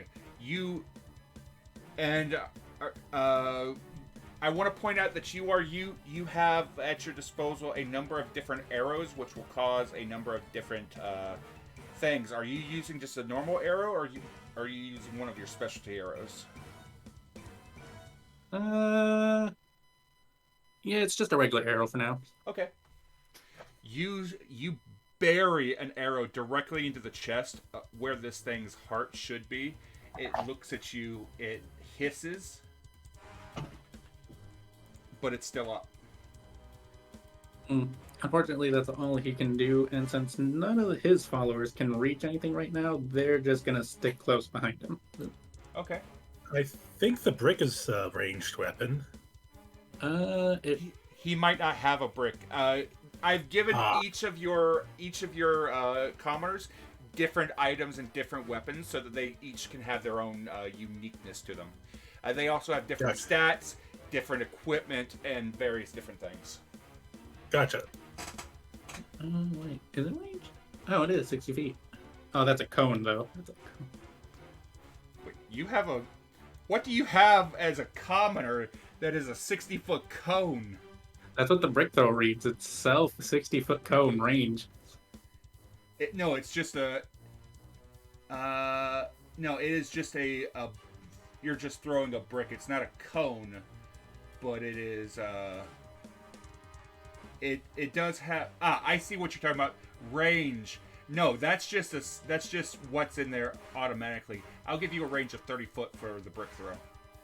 Man, these stonemasons be going crazy. But, I mean, if you're throwing bricks all day anyways, you may as well keep up the tradition.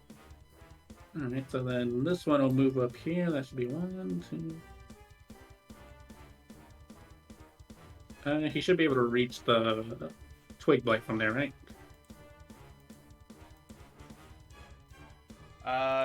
There's... Oop. One moment. He has there and there, so he can hit either. So yeah, he's gonna throw a brick at the twig blight.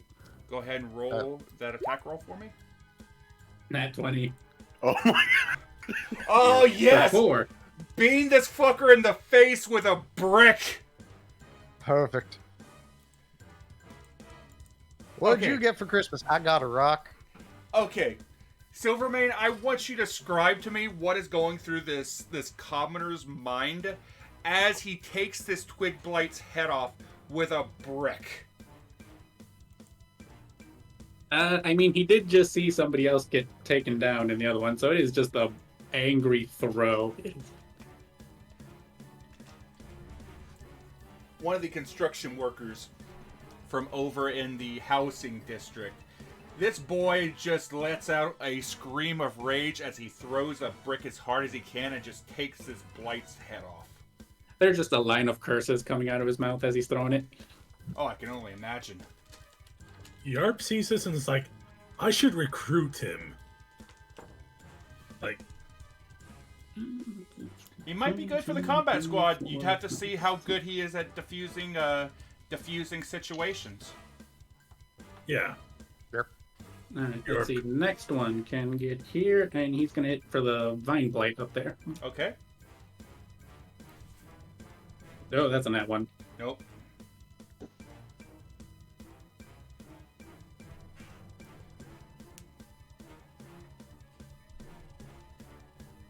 Anything with that, or just miss? Nothing. I'm not penalizing you for rolls like that. If you were using something else, maybe, but not just a brick. You throw the brick, it slips out of your hand. You pick it back up. 4, 5. Okay, so you can get up there. So another brick throw at the vine. All right. 20. That's a hit. Roll that brick damage. For 3. You club the creature in the face with the brick. It is struggling to keep its form. It is down to 1 hit point. 1, 2, 3, 4, 5. Okay, you can get up there too. 1, 2, 3, 4, 5. Yep. So he's gonna get right there, and another brick. All right. Ah, that's a 5. That's a miss. And last one. 1, 2, 3, 4, 5. Right there, and one last brick. All right. I'm guessing 10 doesn't hit. Let me check. This is a vine blight. No, his AC is 12. Nope, that'll be it for these guys. Okie doke. I believe, is there anybody that has not had a turn yet? So very quickly, I'm going to post Symbiotic Entity in the chat because I didn't do it on my turn because I was looking for it. Just so you have that, Bob. Okay. And I believe that's it. As an action, extend your wild shape. Rather than transforming to a beast form, and you gain 4 temporary hit points for each level you have. You deal a halo with spores, roll the damage die a second time, and add the total to your melee weapon. Deal any extra necrotic damage. So just keep an eye for me. Just keep a heads up on me with this. So it is now back to the blights, and you've done a very good job at taking out a great many of them. It's surprising, really. Yeah. It's it is a shame though. Yeah. Just very quickly, the one directly in front of Yghya. I don't know why that's rolling a d4 because I'm level 6. Just go ahead and roll a d6 normally. Alright. 2d6 because thing of little. Let me see. And this is a vine blight, so it gets +2 on its con save. With a DC. Survey says? What's the DC? 14. It passes. Shame. And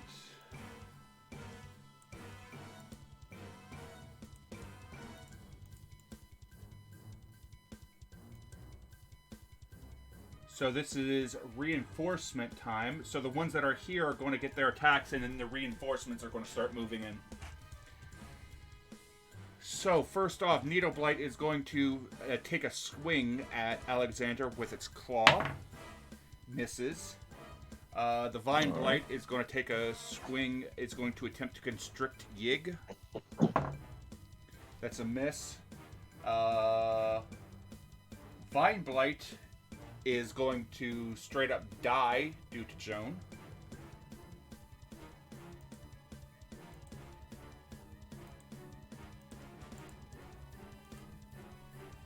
And then a Needle Blight is going to pepper Yghya. 19 to hit, so it's going to hit Yghya, and it's going to deal 6 points of piercing damage to Yghya, and then everybody is going to then a number of creatures are going to start moving.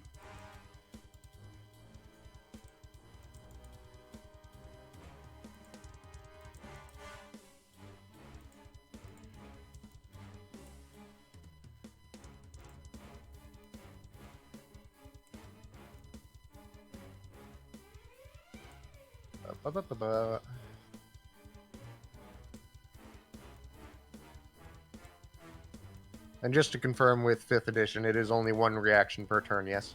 Correct. You get your reaction back on your on your action. Beautiful.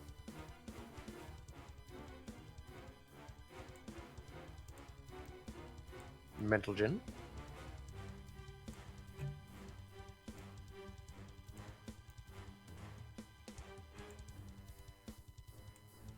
Oh, okay.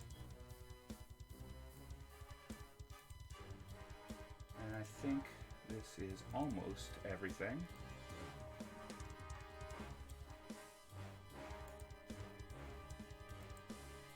So everyone, the more of these things we kill, the less Bob has to roll against us. So Yeah. think of it as a favor for Bob. Yes. You have no idea what else is out there. I And mean, that is everything for their turn that they can do. So back around to player turn. Sorry to be that guy, but I think this guy entered Joan's radius of mulcher. So do they need to make a wisdom Yes. save? They do. Let me take a look and double check and confirm that. I'll give that.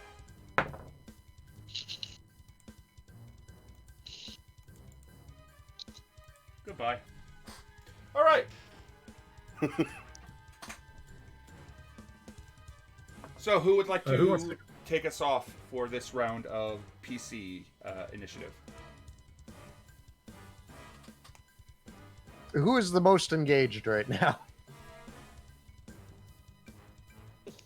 gotta- Alexander or Yig? Yeah. I mean, you Repeat seem it? to be in the thick of it right now. Alright. So I'm going to do this. I'm going to do this. Whoops. Not what I want to do. Hang on. There we go. This guy isn't on the grid. That's illegal. Yig against the Vine Blight will immediately start attempting to tear into it with their teeth. Swing number 1. You're attacking a Vine Blight? Yes. That's it. Beautiful. So, oh, did I deload that? Yes, I did. So that is a total of 12 plus 1. Yig, you leap forward, your teeth gnashing as you dig your fangs into this creature, much like the giant necrotic crab that you had previously. This thing has a similar tainted, musky taste to it as you sink your teeth into a group of vines and start thrashing your head, almost like a dog with a chew toy. Yeah. It is still alive.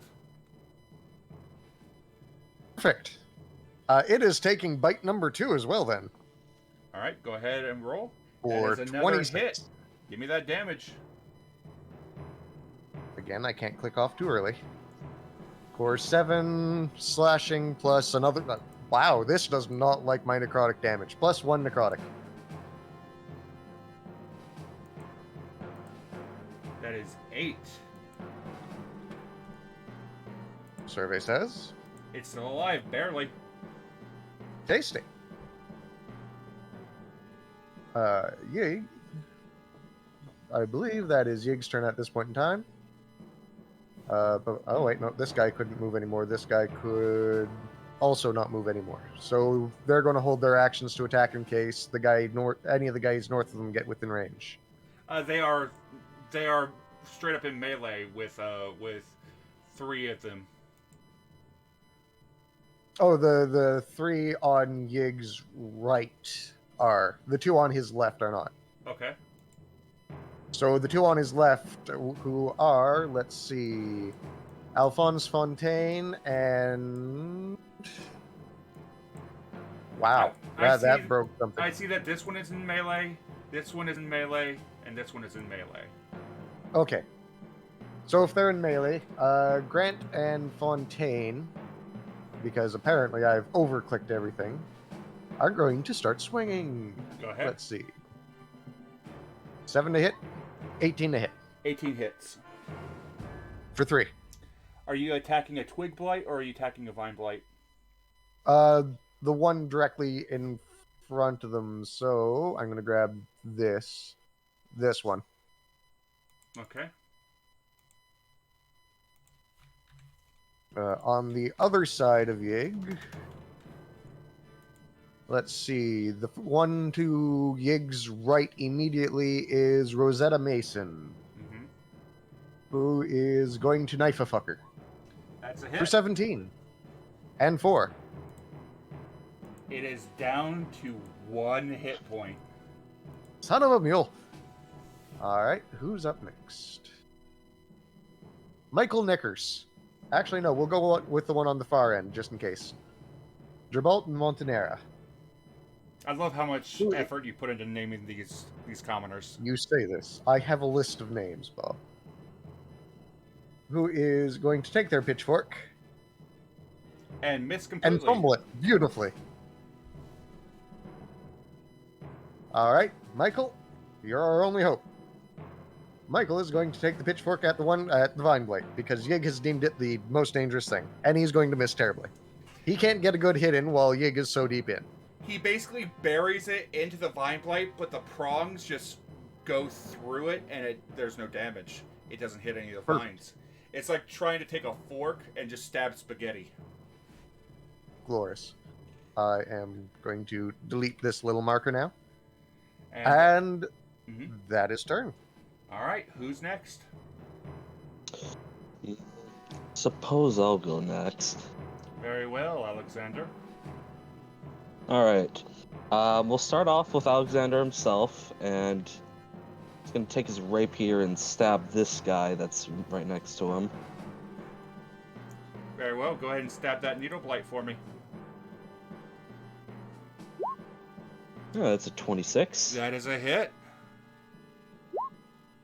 And that is 11 damage from the enhanced-looking rapier. As you plunge your... Given your experience with these things, you know exactly where their weak points are. So you take your rapier and you shove it right into the creature's chest, twisting it just enough to completely sever its core from the creature's body, causing it to crumple down immediately. Excellent. Let's start moving up my friends here. Let's see. I think I have enough range to engage a couple of them.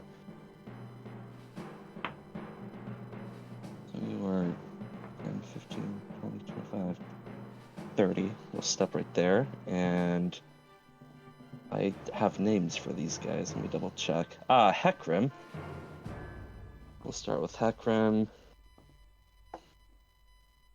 We'll attack with the broom. 14 to hit. 14 will hit. All right. Ooh, that's 6 bludgeoning. That is a hell of a lot of damage with a broomstick. Yeah. Yeah. So this one's like, were we doing races or not, or? You can do whatever you want. These are various people from Sanctuary. You know that Sanctuary is a melting pot. So these are just generic commoner pictures. They could be whatever race you want them to be. Yeah. So this one comes charging forward because this lady is actually a centaur who spent some time as a fisher. And I don't know why she has a broom, but she casts it like she would cast a fishing rod, and she's got a lot of strength in that arm, apparently. Mm-hmm. And just off with its head. You don't quite take its head off, but you do a significant amount of damage as you take a portion of its head off. Okay.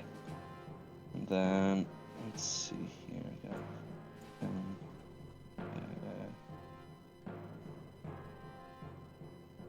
What we got here next? We got... yes, Lysander the Major. I believe this one is a GIF. I think they're giant hippos. Let's get that roll going. A GIF. Not a Yghya. Yeah, with two F's on the end. All right, and coming in with the club. Oh, that's not gonna work. No, he's that ain't doing. No, that's no good.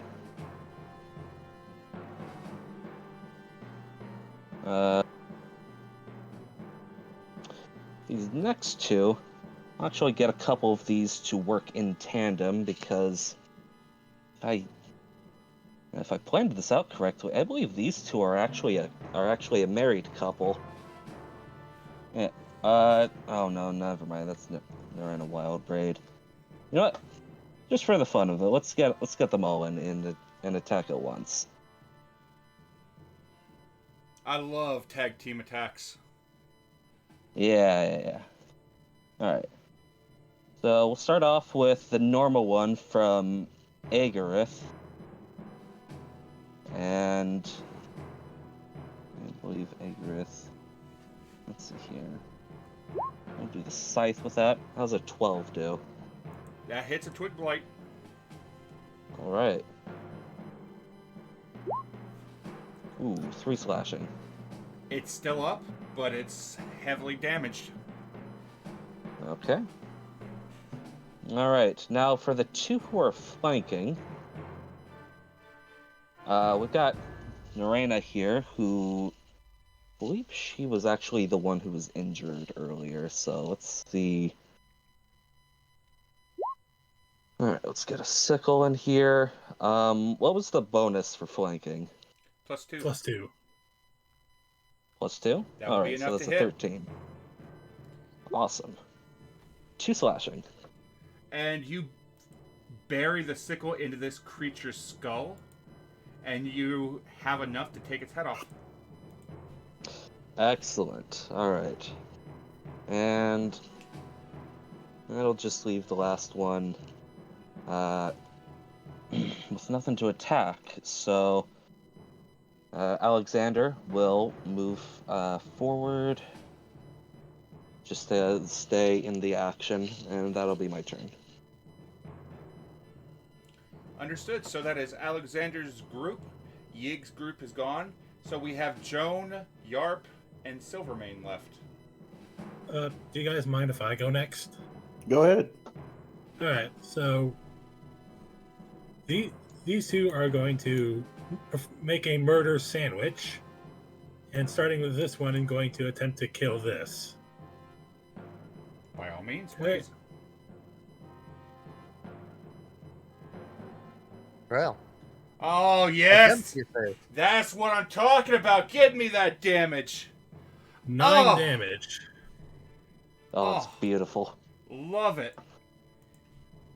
Because Yarp doesn't know the names, but for some reason he knows that all of them think magic isn't real, and seeing these things is such an affront to that image that the only way they know how to deal with it is to kill it. Mm-hmm.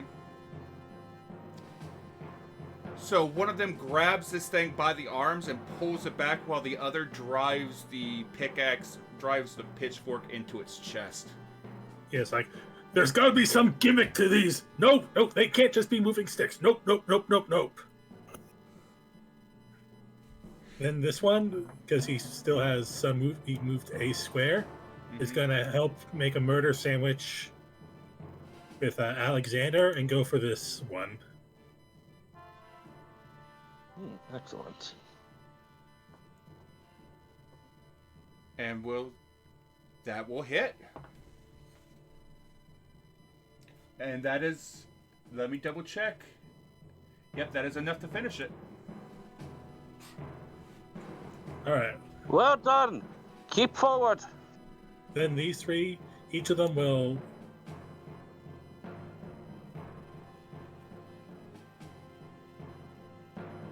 bricks ready, aim, fire. So this one will aim for this one. This one will aim for the Vine Blight, and the one on the left will aim for this one as well. Okay. I assume you're talking about this one, and this one. Yeah. Okay. So we're going to start with the Vine Blight on the right with a brick throw. That's a hit.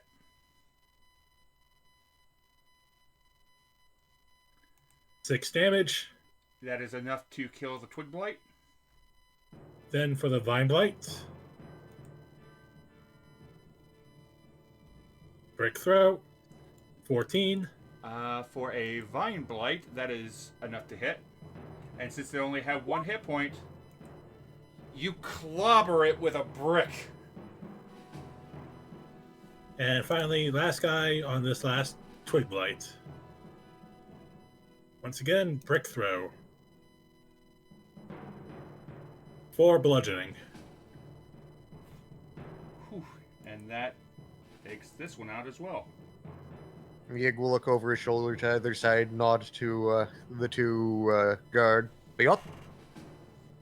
Mm-hmm.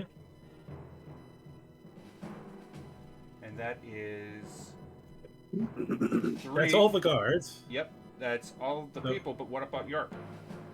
Yarp is going to go here, here, here, then here. He's going to Vanguard. Yarp. Got it. Yarp. And take a swing on the one right in front of him. 2-handed longsword. Mm-hmm. Ooh, good hit. 7. Dead. And then the one right in front of him.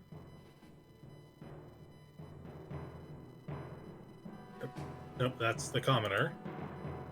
2-handed longsword. That will not do it. Yarp. They're small and speedy. That's okay. Yarp knows that a certain ally here just kind of has to walk up and there's going to be less of them. Mm-hmm. And Yarp basically said, scroll out, Yarp! And pointing to his guards to stay in groups, if not with the others, then with the other generals. He's basically saying, no one leave yourselves a lone target. So this one who still has some movement left is going to move over here to join the group and make himself not as appealing of a target. And that's end of turn. All right. So Joan, with Spirit Guardian still up, will move. Let's see, 4, 5, 10, 15, 20, 25. All right. Well, before you do any further movement, that is the 30 feet for your primary action. Let me go ahead and... What is it, 15 feet? Yeah. Okay, so that is 2 needle blights that are in your way. Go ahead and roll me the damage while I'm checking this. Wisdom saves. Your DC is 15. Fail. 3d8, okay.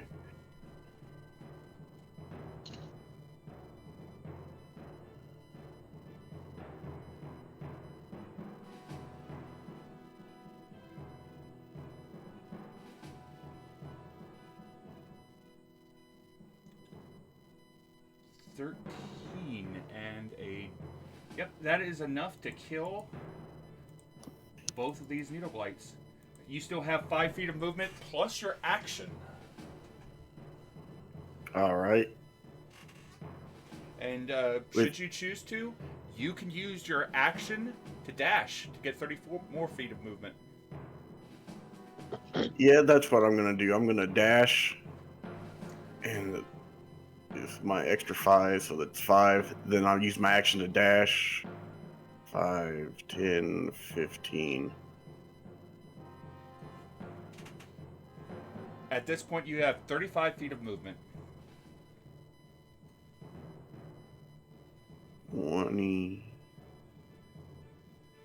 Let's just put me right next to Yarp. That way I try to take all of them out. Okay, 3 failures. Do I need to reroll damage or? I'll take the 13. How much movement do you have left? That was 20 there, so I think 15 more feet. That was 25 feet, no. and then 15. So I was it right. 60, 25 plus 15. So hold on, 5, 10. Yeah, let's go with 20 more feet. All right. So I'm going to 5. So that's 5 right there. Hey, 10. hey, Joan. Yep. Let me go ahead and stop you right there. Uh-oh. Uh-oh. Ah, Jimmy, the angry tree is back. So I need to go back a spot. Yeah, go back a step. Can you move Jimmy the angry tree because I can't get to Joan? Somewhere a golden dragonborn is getting shivers for some Oh, there we reason. go. I was able to grab her. All right. So as Wow. Joan, as you're running by, you run by this tree, and then the tree starts screaming. Can I make Well, a free that ain't action very to scream good. at the tree? Ah, Yarp. Say again, Yig. Can I make a free action to primally scream back at the tree? Yes. All right. You getting flashbacks right now? No, Yig's just angry now. Are any of these other blights within my range? Because I would stop here, seeing the big tree. No. Just the big tree. Just the big tree. All right. And as for my commoners, before she would have run, she would have told her the commoners, bathe in the hearth of the fire of the Forge Mother, and come with me. But she would point at the one farm boy who took a lot of damage. Just got like a health point. Let's say, tell him to stay back in the back lines. So he will stay over here, and he'll move this way, kind of stay in the back lines behind everybody like that. Mm-hmm. The rest will move forward, and I will have them, if they can get to that guy up there, I'm going to have them attack him. So 5, 10, 15, 20, 25 feet he reaches.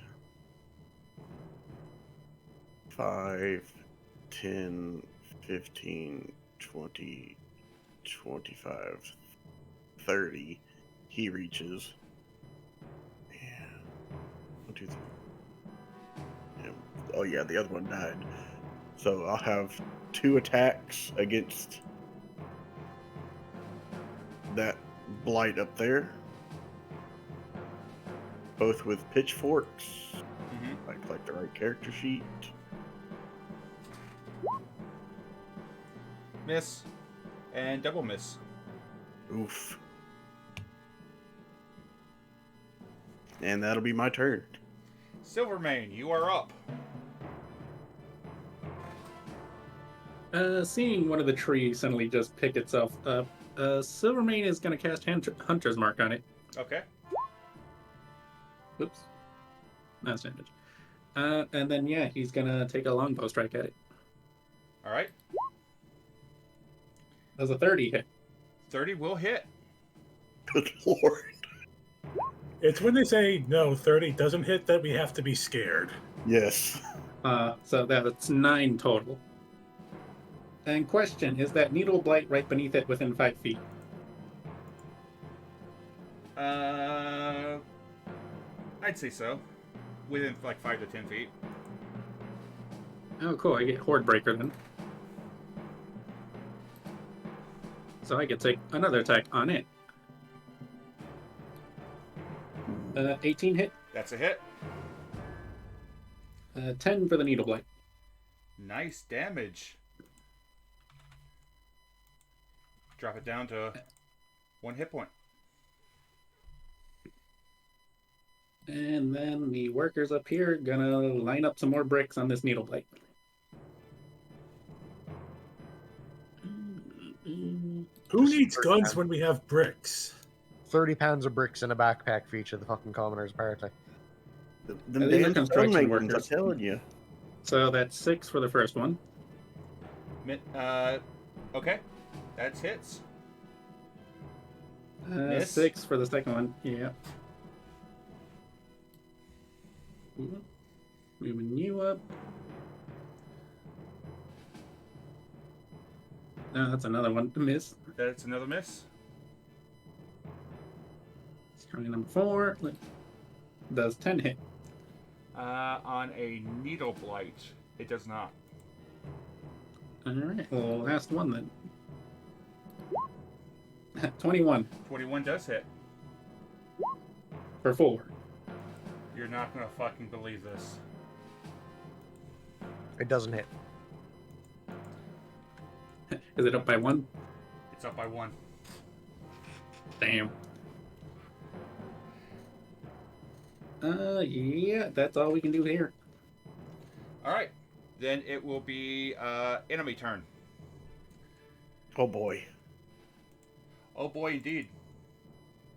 Oh boy. Fair warning, the bitch Indeed. tree hits like a fucking brick shithouse. Oh Oh boy. no, there's another. Indeed. Bob, this is getting out of hand. Now there's 2 of them. Man, the forest really is moving against us. Yarp.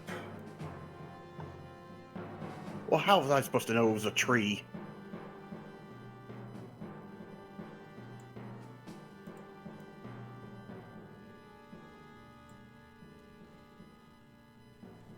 Needle Blight is going to take a swing at one of the boys. It is a hit.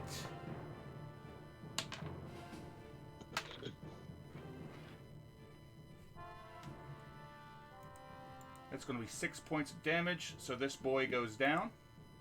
He did. And then... So those moved forward. Needle Blight is going to attack this particular lad right here. 10 to hit on this lad. That matches. Okay, that's going to be 2d6. Ugh. 7 points of damage. This commoner dead. goes down. These two, I believe that all. This one is going to use. This Vine Blight is going to use Entangling Roots on. In a 15-foot radius centered on the Blight. So let's see who's. Nobody.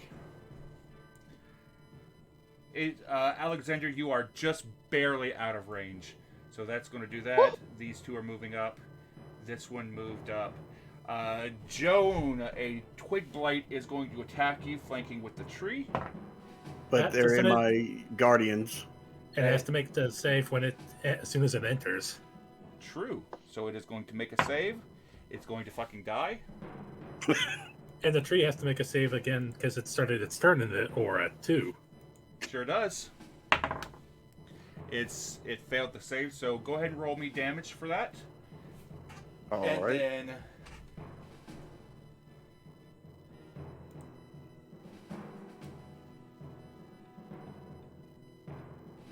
That's 11 radiant. okie doke, that's not enough to get Yig.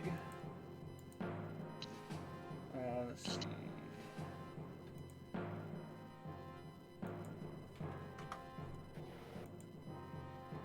Then action.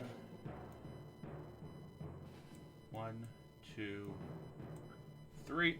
Now the tree is going to attack Joan.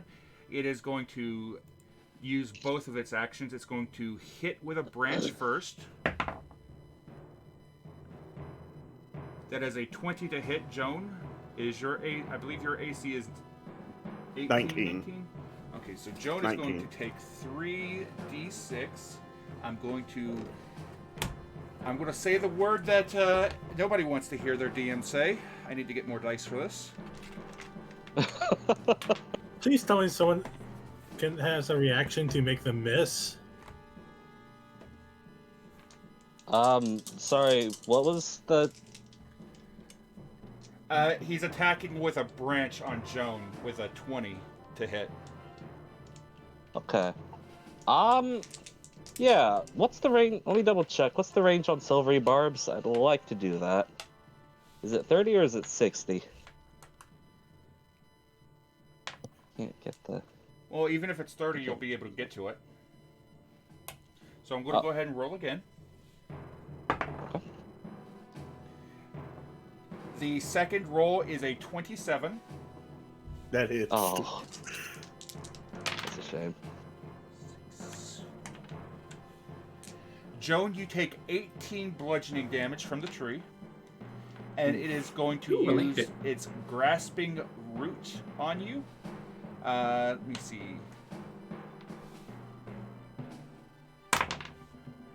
It is going to hit with the grasping root. Joan, you need to give me a DC 15 athletics or acrobatics check. He's athletics or acrobatics check. Correct. Alright. We'll do the same thing. I'll just go with athletics. You fail, and go ahead and give me a Constitution saving throw. Is that for my spirit guardians, or is that Sure something is. Quick question. else? Con saving. So silvery barbs also lets me give someone advantage on something. Yep. Does that go off even if it didn't work on Correct, the it does. targeted? Okay, I'd like to give that to Joan. Okay. Attack. So that's What specifically are you giving Joan advantage on? let's say the next saving throw. There's probably going to be something crazy going on here. All right, Joan, you automatically, with advantage to this, you roll a 21, you keep Spirit Guardians up. All right. But you are grappled currently. This tree is also going to move forward, and it is... Let me check and see its range. Doesn't it speed half due to being in Spirit Guardians too? Let me look. This one over here.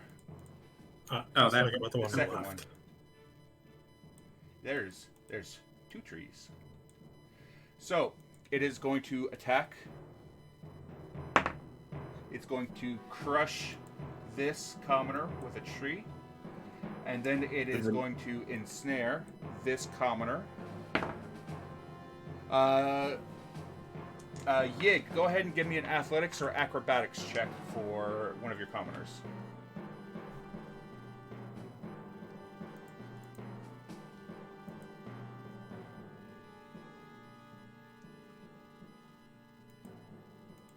Joan is now grappled, as is this lad. That is attack and grapple. It can make one branch attack, one grasping root. One creature grappled by the blight. It is then going to take a bonus action to bite and kills. Since Joan is grappled, it is also going to take a bite attack on Joan, but it misses its bite attack.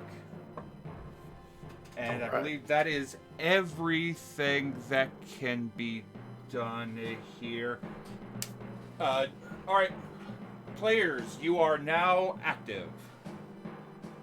Alright. I got something I want to do real quick. Go ahead. Okay. So, let me get out my measuring tool again, because I'm going for another shatter. And...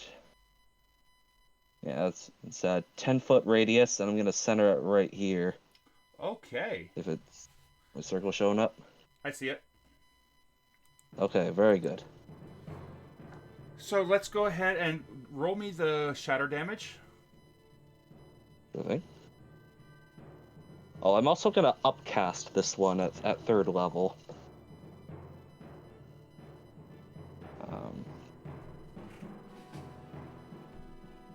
So that'll be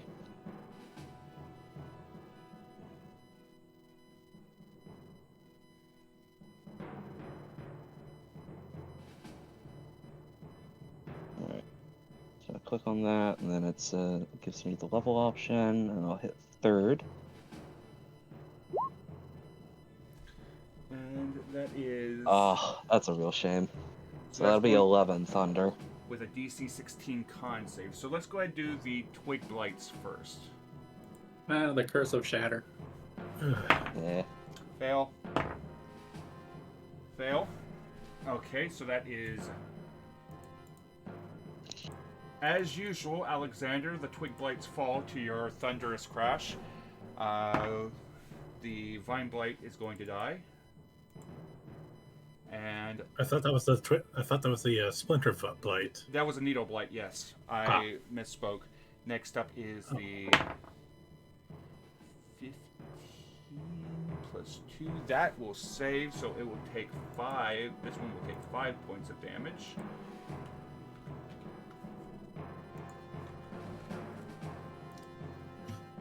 Next up is the needle blight. That fails. That is just enough to kill this needle blight. Oh, good. And finally, we have the tree.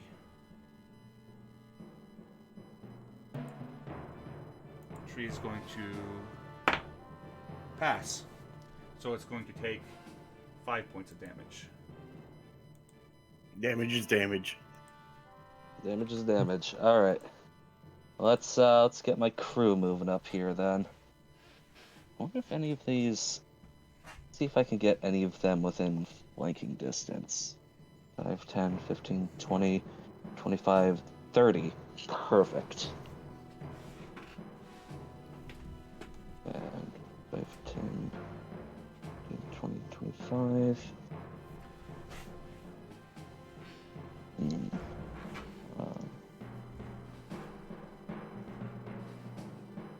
And 5, 10, 15, 20, 25, 30. Get this one up here. Just give it a murder sandwich. Upside here. Okay. So, let's start with you. The one that doesn't have the flanking. Ockard, the airman.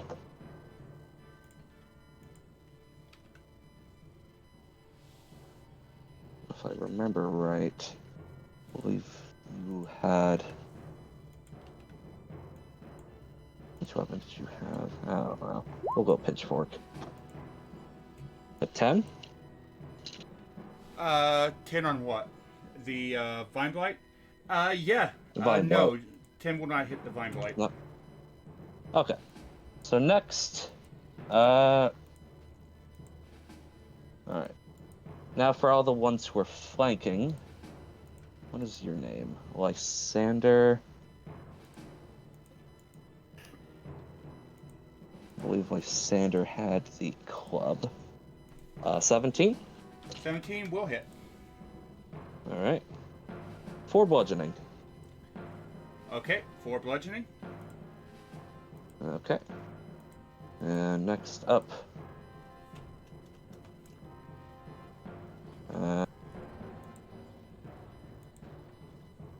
Agarith, the fairy. I believe you had the sickle. 23. 23 will hit. And 2 slashing. Alright, 2 slashing damage. Alright.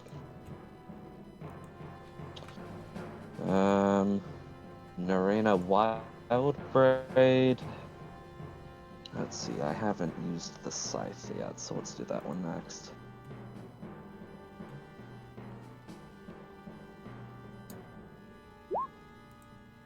Ooh, 20. 20 hits. And 7 slashing. 7, nice.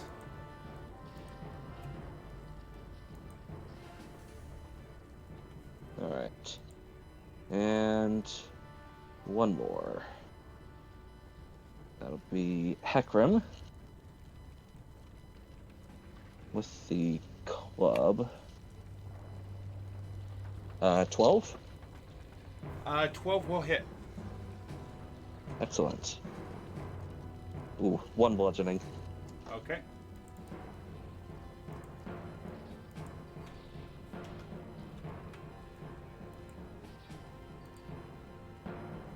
Still up. Alright. You are like that one zombie from Shaun of the Dead. You are just beating this boy with clubs and sticks and brooms and pitchforks. Huh. Alright, well, I'll step over here then to be... Actually, over here all the way, just to be within range of people for help, and that'll be turn. Alright. So Alexander has gone. Who else wants a turn? I'll go if nobody else wants to go. Back. Yeah, I wanted to see what Yarp does before I do anything. Yeah. Yarp, glaring at the thing holding his companion, his friend, reaches in, pops the bottle, and takes a swig of the fire giant strength potion. Alright, that is your bonus action to down the potion, but it increases your strength up to 25.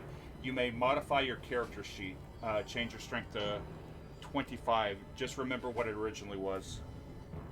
Yeah, strength before was an 18. And the great thing is, it will modify everything after you modify your strength. It's a beautiful thing. Yarp. Ooh, a chill just ran down my spine.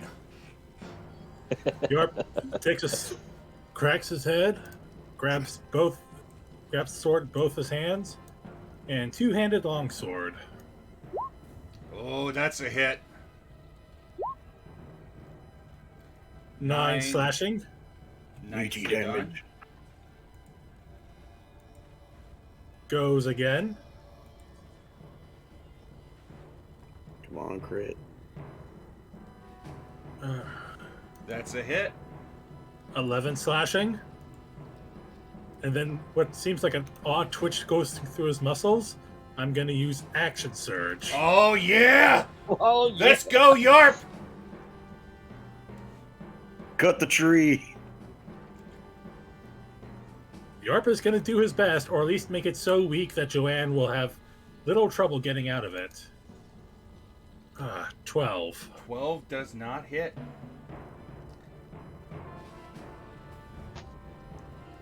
16. 16 does, however.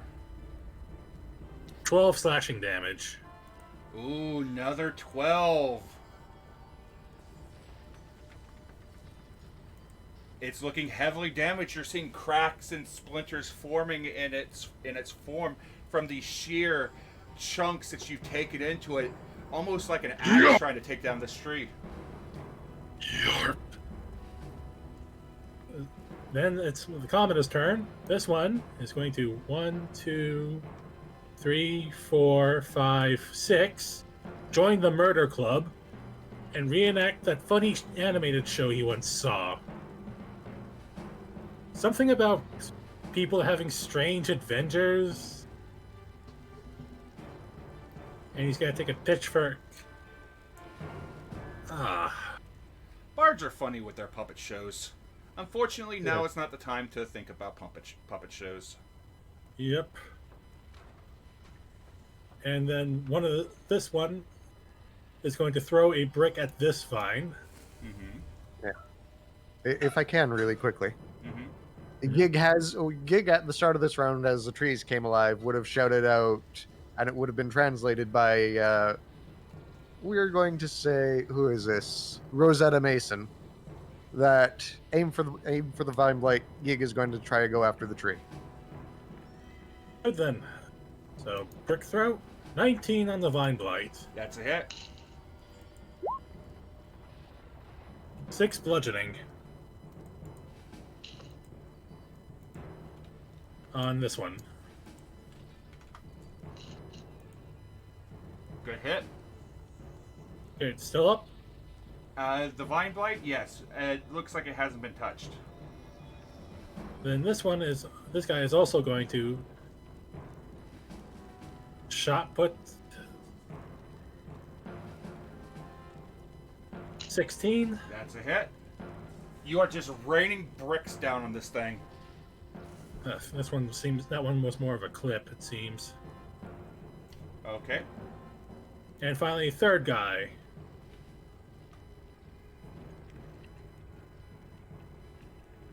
Ah, 10. Nope. He's a bit more spooked by the trees. He's having trouble denying that there's some sort of reasonable explanation. Yeah, that tree's fucking moving. It's got a mouth. It just killed two, and the other one just kind of killed two people over there. Pretty easy. Mm-hmm. And that's it. Alright, so that's Yarp and Alexander. So Joan, Silvermane, and Yghya.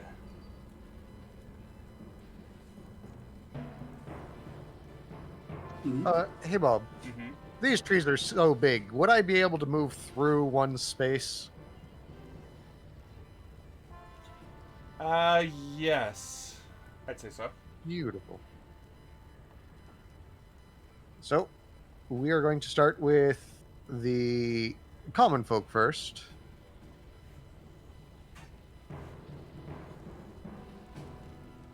Who are going to attempt to mulch the goofy bastard. Let's see, who do I have here? Only one of you has a knife. Alright.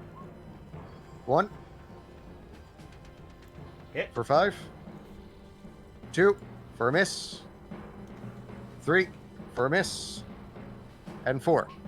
For a hit. That's a hit. For 4. So that's what they can do. Alright. Now, Yghya, on the way through to over here, is going to pop a point of key as they attack the tree blight. So we'll start with this. I'm sorry, And what? It is going to be a flurry of blows. So swing 1. Do you have At to use the don't you have to make a melee attack before you can use a flurry of blows? Yes, I'm going to swing. Okay. I'm leading in with a bite. Gotcha. That's a hit. So that's 1 hit. Perfect. So that'll be that. So that is 7 damage plus. If it'll roll. Oops. Excuse me. There we go. Plus another 3 necrotic. Second swing, because I get 2 more with Flurry of Blows, plus my bonus action, I believe, yes? Flurry of blows is your bonus action. Okay, just making sure about that. Swing number 2 for 16. That's a hit. Alright. For 10. Good damage. And 5 necrotic. And swing 3 for 22. 22 hits. For 8. And 2 necrotic. Now, as part of this, I'm making use of the mobility feat. I've made a melee attack against this bastard. I get a free disengage. However, it is well aware that I just went right across it. And that will be turn for Yghya. Alright. I guess it's my turn. Indeed. Joan is grappled. She sees Yarp just going full ham, cheese, and biscuit on this tree. And she was able to keep her spirit guardians up, so they're still there to be able to do damage to it at the beginning of its turn. Mm-hmm. She's thinking to herself, she doesn't really... She's got her Warhammer with her, so she feels like it's not going to do enough damage to really get her out of this situation. So I'm going to cast another spell. You can use an action. Let me see. Until her target you do take damage at the start of your turn due to being grappled by it. You take 11 points of damage and make me another Constitution saving throw. Oh. You can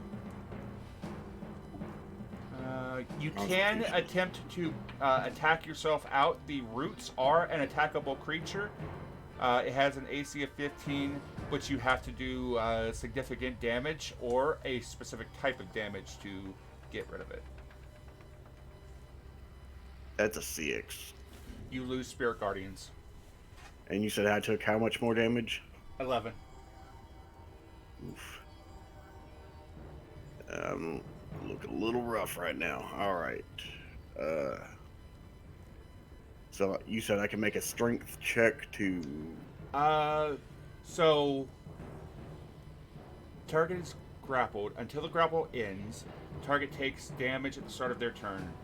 The roots do have an AC, and they can be severed by dealing damage to it. If you want to attack it. I will allow you to make an athletics or acrobatics check to try to slip your way out of it. It will be a DC 15 as well.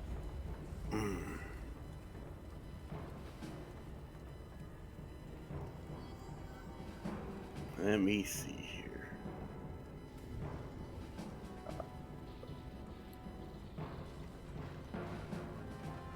There we go.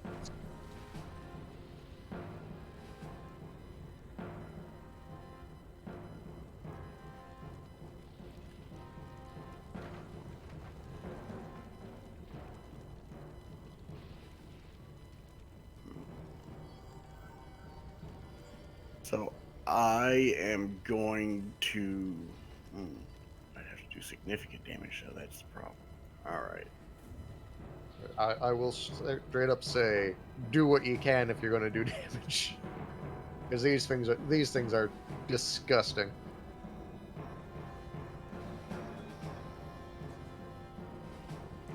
You know the fun thing about this particular one shot?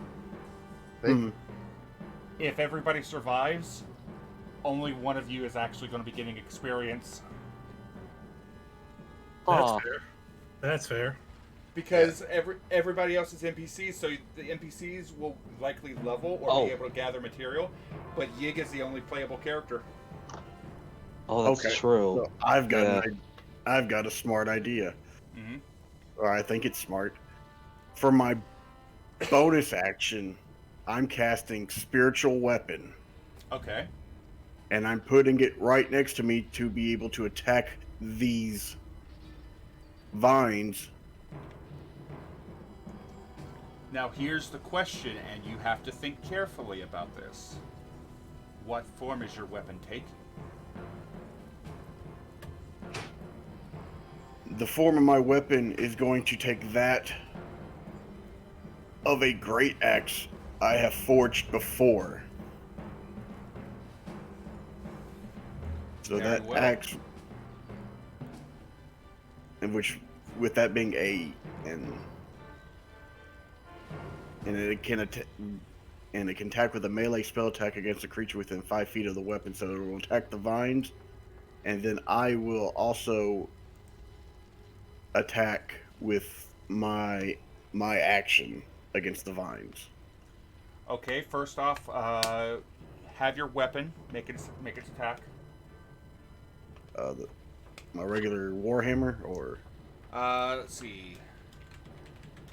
Go ahead and let's take a look at spiritual weapon.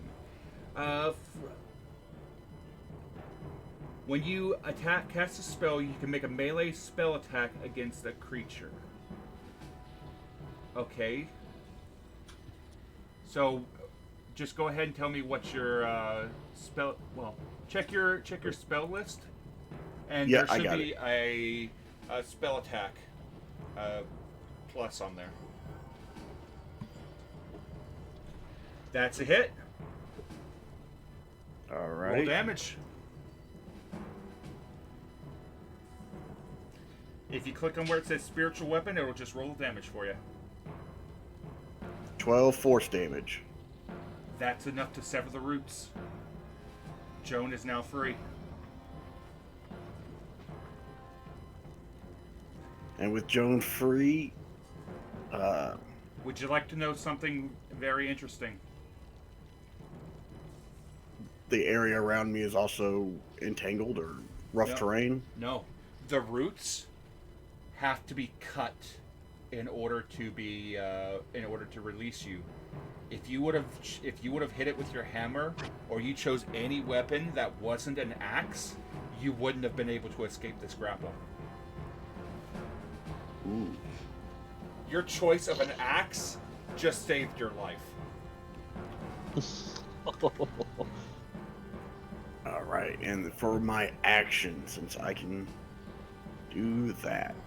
You have casted a spell, so you cannot cast a second one. What do I got for cantrips, though? Nothing that's going to be super useful, in my opinion. You can hit it with a hammer, though. Oh, yeah. Sacred Flame ain't going to do a whole lot. Alright, so one-handed Warhammer hits. I think, at level 6 I have 2 attacks, technically. Or 2 swings. Do you have extra attack on your character sheet? I don't see it, I don't think, unless I'm looking in the wrong spot. What are you, a cleric? Yeah, Forge Cleric. Yeah, they're not gonna have an extra attack. Okay, so I just have 1, alright. Yeah. Alright, so... One-handed Warhammer. That's a hit. That's... Alright. And... 7 bludgeoning damage.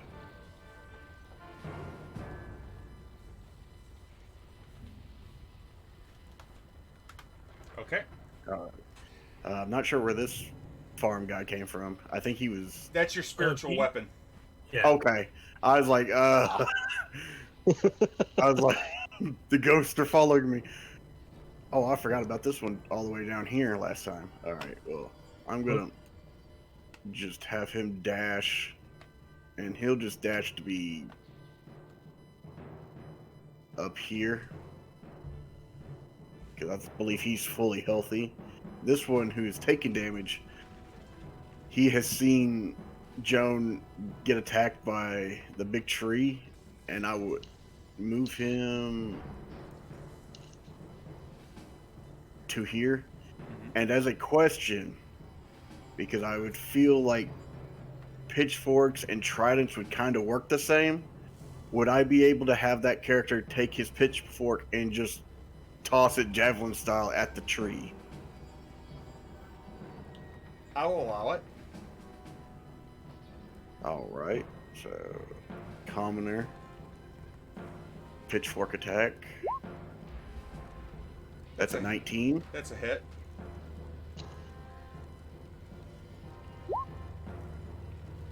For 2 damage. You have lost that pitchfork, by the way. Yes, now that his pitchfork is gone, he will pull out his hand cutter's axe, and that'll be his primary tool. And then I already moved him, and that's my turn. All right. I believe, Silvermane, you are all that's left. Yep, Silvermane's gonna yell at the group following him, "Keep your distance!" And then he's gonna take another shot at the tree next to Joan. Okay. And he's gonna use a fire arrow this time. 20 hit. That's a hit. Is fire arrow something special, or is that the same damage, just fire? It does. It's the same damage, but it does fire. Okay, so 7 fire damage then. Plus Hunter's Mark? Yeah, Hunter's Mark. 13 total. Okay, so that is 13 total. You're not gonna fucking believe this. Up by 1. It's up by 1. I'm getting that a lot tonight. Someone throw a brick at it. I mean, there's gonna be brick throwing on the other side. So this guy is gonna toss a brick at the needle blight still up. 14 hit.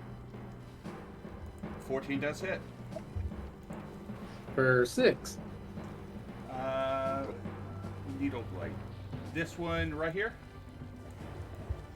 No, the one below the second tree. Ah. Oh. Needle blight, yes. That kills it. Perfect. And then he's gonna 1, 2, 3, 4. Yeah, he's gonna move back towards Silvermane here. And they're all basically gonna take turns throwing bricks at the tree and then backing up.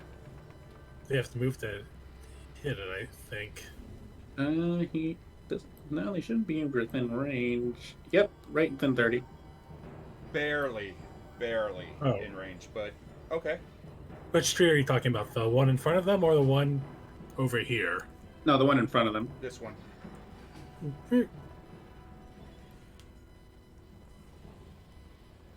I'm assuming 7 doesn't hit. No. Well, he's gonna 1, 2, 3, 4, 5. Yep, right there.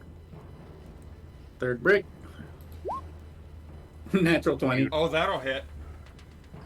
Another baseball pitch. For 8. You club out one of its fangs. And then he's 1, 2, 3, 4. Yep, right there. Number 4. 15 hit. It matches. For 2. 1, 2, 3, 4. He goes there, and then the last one. 17 That's a hit. for another 3. Okay. 2, 3, and then yep, they're just gonna form up on Silvermane.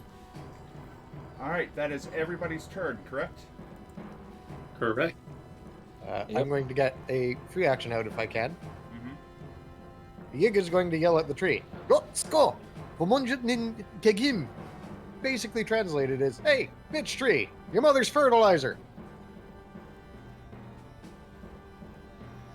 Fully realizing it may not understand or care. And that'll be it. Alright, then it is enemy's turn. First things first.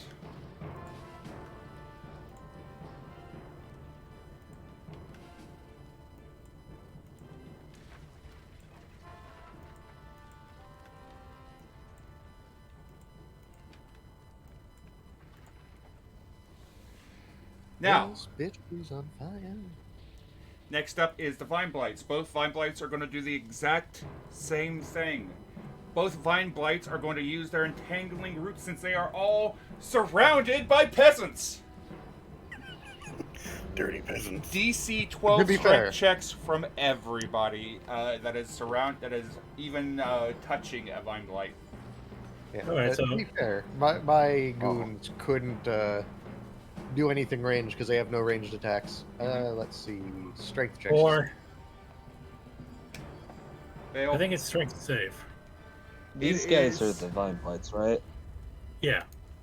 Okay. Yeah, strength saving throw. Yeah, all of Oh, save. mine. Alright. Alright. Let's save on strength saving throw. Fail, fail, fail, fail, pass. Alright. Well, get the sheet to open.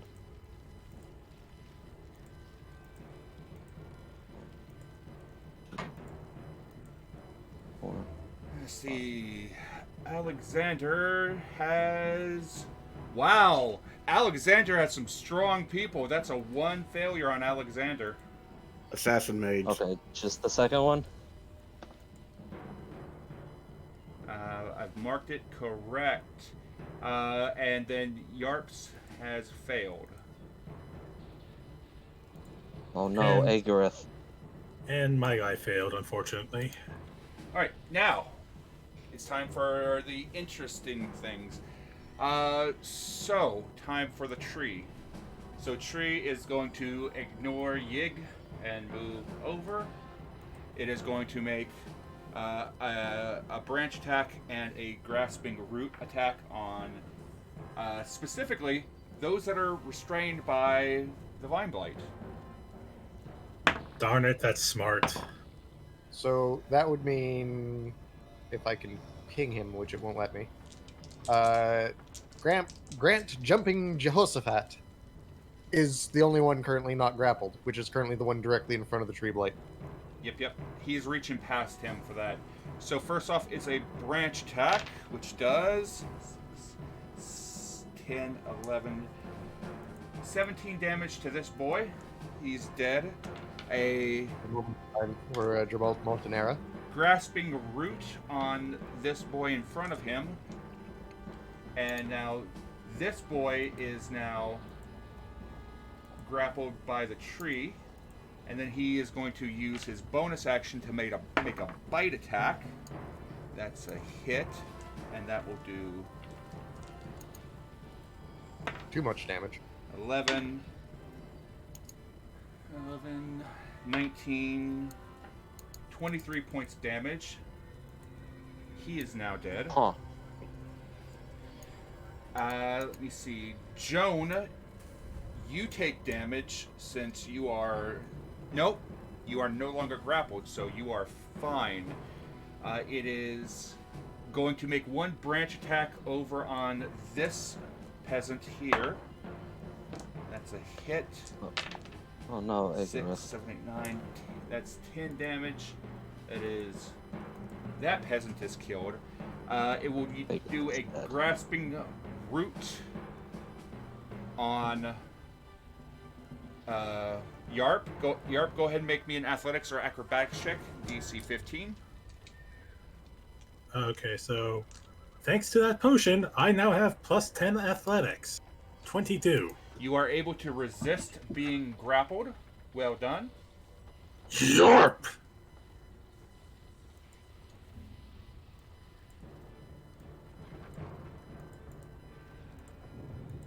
Let's see. That has gone through. There's nobody left. Back around Hero's turn. The tree is now on fire, just so you know. Does it take any extra damage from the fire or no? It hasn't yet. Okay. Do you mind if I go first? That's, No worries, I'm just going to move Yig back to the tree. That's just it. Anybody can move at any point. You can intertwine your attacks. You can do tag team attacks if you want to. It is completely up to you. This guy sprints over here, kind of like saw these things moving. They're not supposed to move. Trees aren't supposed to move like this unless there's tricks. It's conflicting with his worldview. It has to die. So this thing is he's going to take out his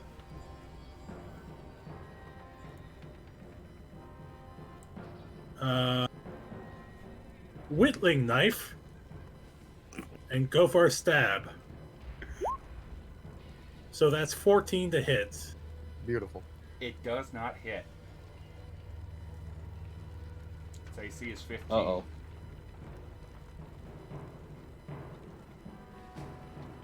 This one, also seeing it, and also seeing that this one's a lot easier to hurt than that one. Once again, going to go for it with a whittling knife. Oh no, my poor guys are being left to the vine blight. Oh no. So Unfortunately, these boys, these magic deniers are climbing on this tree, just trying to stab the shit out of it, but they are just nothing doing. This thing is still coming. this one, he's going to take out another old reliable and just use a brick instead. I swear to God, if the brick succeeds. No. The brick slams into the tree and then bounces off of it.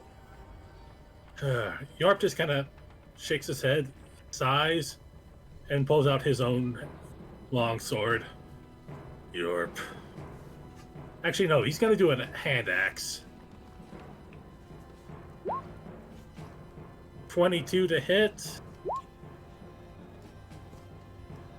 10 slashing. Yarp, explain to me how you kill this thing. Yarp just kind of looks at it very coldly, looks at where the most face-like part of it is, and just drives his axe straight between what looks like its eyes, and makes sure to kind of twists it in. As you do, the tree collapses. And with that, Yarp then moves over here Hold on. Oh, never mind. and is going to go for this Vine Blight. This time he's using his sword and making a two-handed strike. Okay. That's a hit. 9 slashing.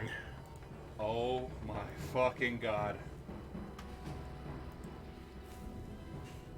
1 HP. 1 HP. Do you mind if I go next? Hang on, I still have one guy left, Perfect. even if he's restrained. Even if he just can't move, right? But he can still like swing and stuff. Correct. He's like, no, this isn't right, and he's gonna go for a pitchfork at the Vine Blight, entangling him. The pitchfork is spin. Turn it into spaghetti. Alright. That hits. Good 4 damage. piercing.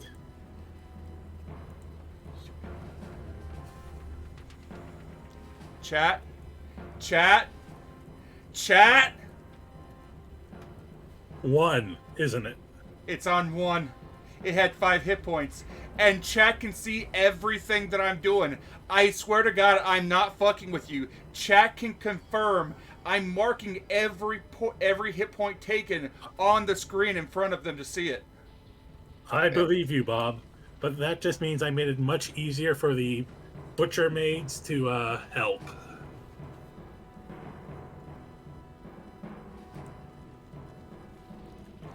And I believe that is all for you, Yarp. Yep. Yghya, you said you wanted to go next? I would love to go next, Bob. Very well, please. Move over a little bit. So this fucker gets chomped at for 21. That's a hit. For a grand total of 8 magical slashing and 4 necrotic. Okay. But he's still up? Yep. Beautiful. He's bloodied, but he's still up. Second bite misses. Okay. You get a mouthful of bark. Yep. Yghya's going to move over here, and at the start of his turn, he's going to use his reaction on Buddy Boy. He's all bark and no bite. So they can both my commoners can attack still, right? No disadvantage? Correct. Let's see. Who do we have still up? We have Michael Knickers, who has a knife. And we have Rosetta Mason, who's a dwarf with a scythe. Remember, All right, the thing holding them only has 1 HP. 21 from Michael Knickers for 4 slashing. That is enough. Knickers has sexually stabbed the vine. Are they freed from the vine ribbies? They wither away after 1 minute. The area is difficult terrain for non-plants. I'll say that after it freezes, after you free yourself, the area, they're no longer grappled, but the area around it is still difficult terrain. Right. I would like if. Oops, I've apparently closed something stupidly. By the way, are we all now noticing the fire to the south of us? Those that are close by to it, yes. Oh, I was going to address that once it came around to me. Fair. Oh. Mate. Oh no. Yeah, I'm thinking once we get rid of this tree, we may have to. You know what? No, I'll be quiet till the fight is done. Yeah. And it is a strength save, yes? You're not grappled anymore, but it is difficult terrain. Beautiful. Yghya's going to yell at both the commoners left, Rosetta and Michael, to fucking book it. Which, seeing the fire behind everyone, they're going to notify people. So that is 5 foot to move out, Or is it 15 foot to move out? Because if it's 15, she can get here. It's And- 15. It's a 15-foot radius. Alright, well, let's see this very quickly. So it was here. So that goes to about there. That's 10 foot. 15 foot. Yeah. Let's change this to a circle so I can see that better, because it was here. 15 foot. Alright, so that'll take all their movement to get there. Mm-hmm. And Rosetta still has an action, so she's going to attempt to dash to get out, which will take an additional 10 foot. So 1, 2. They can get there. And now they shout, "The fucking forest is on fire!" End of turn. Alright. Mind if I go next? By all means, please, Alexander. Alright. So I'll start with my commoners, I suppose, because they've got some unfinished business. Alright, we'll start with Lysander. We'll be clubbing with a flanking bonus.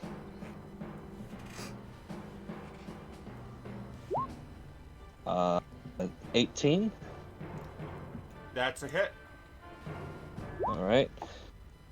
2 bludgeoning. 3. That- Oh, never mind. Go ahead. Nope, I made a mistake. That is enough to slay it. Oh, awesome. Okay. Well, the rest of them look a little bit confused now about the fire that's going on, but one of them in particular is enraged about the death of his wife. So let's go 5, 10, 15, 20, 25, The area 30. around the Vine Blight is still a difficult terrain. Just to remember. Okay, so that does how much hampering of movement? It doubles the. It basically costs 2 feet for a 5 foot. Okay, so It 10, costs double 20. movement.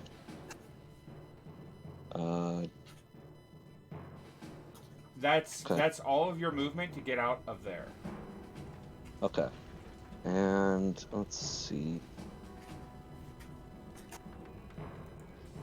How much? 45, 50. So I happen to have a knife on my sheet here. What would the throwing range on a knife be? Probably, since it's just like a pocket knife, I'd say maybe 20 feet. 20 feet, 40 at disadvantage. Oh, 40. Yeah, that's okay. That's just out of range. You could dash. Use your action to dash to get closer. Absolutely. Ockard the Airman. This this hippo holding a what's your main weapon? A scythe. Just holding a scythe in one hand and just a knife in the other, looking to throw. It's just tears and eyes, kind of blubbering, and just 10, 20, 30, just comes charging, barreling through, kind of shoving this one person by the side. Just charging straight at the last tree. Okay. And Alexander is gonna step over here, and I'm going to cast Vicious Mockery on the big tree. Ooh, nice. Fire burns, and so will you. That's the best I've got. I believe it's a Wisdom save. I'm trying to find the spell. You can. You could click it so I can read it. Yes. Oh.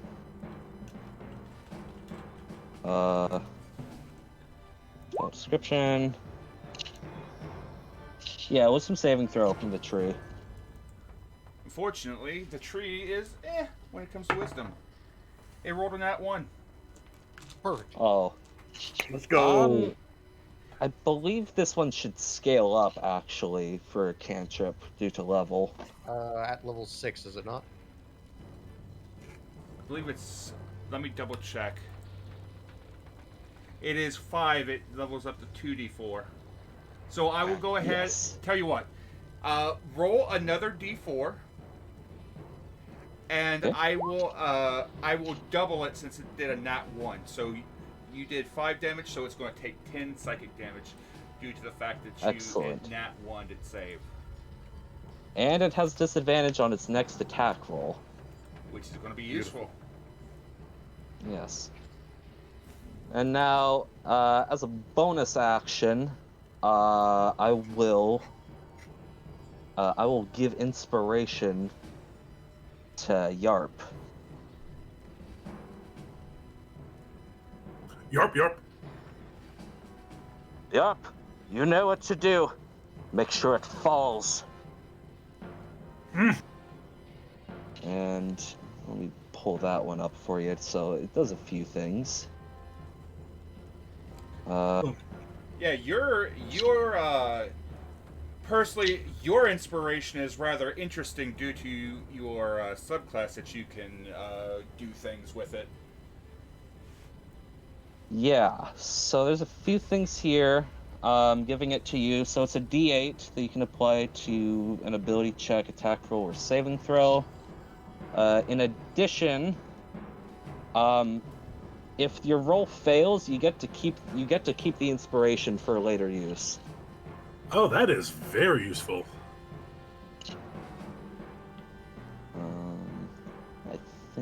I think that's all that's relevant in this particular use of it. Any of your other NPCs can start running? Yeah. Okay, yeah, I got the... So 10, 20, 30...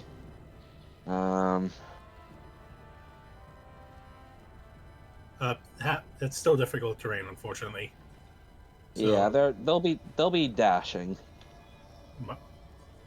10, 20, 30, 40... Did one of them attack to kill the Blight? Yes. Yeah, it's dead. Yeah. Yeah, this one attacked, so just 10, 20, 30, and they'll be right there. And that'll be everything for me. Alright. Yig has gone. Yarp has gone. Joan, have you gone? Not yet. Joan and Silvermane, which of you are wanting to go next? I can go. Alright, so since the tree was felled by the magnificent Yarp, Joan it sees the other tree. Joan is going to move her spiritual weapon, which I believe I measured it out already, but it's going to be 20 feet, and put it right there to make a strike against that tree. Okay. Roll your attack. Alright, let me get to the right page on the sheet. Spiritual weapon. Oh, baby, a crit. Let's go. Roll that damage for me.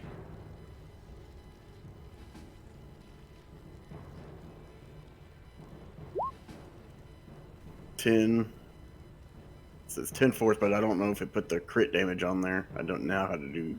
No, it says it's only rolled 1d8. So I think you can roll a second d8, and that'll be... Alright, so... Yeah, go ahead and roll a second d8 for me.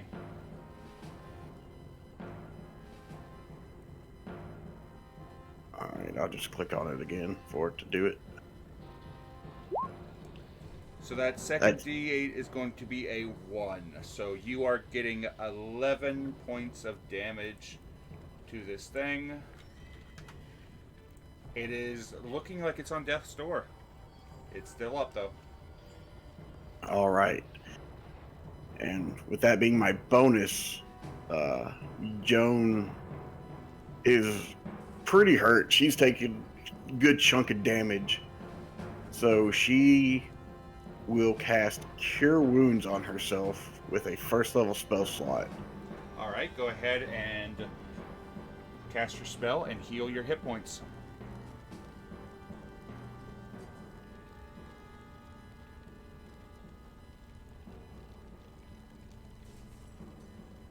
There you go. Oh, I did it twice. Oops. Take the I'll first just one. use the first. Yeah.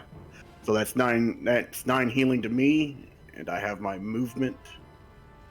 And I'm gonna move away from the burning tree and kind of get down here next to Alexander, like right there. And Okay. and then I got my farm boys to do their stuff. This one does not want to. This guy does not want to get anywhere near that tree, so he's going to just stay back and just hold position Mm-hmm. as. Oh no, I'll have him throw his pitchfork as well at that tree. Okay. So he's gonna ditch the pitchfork.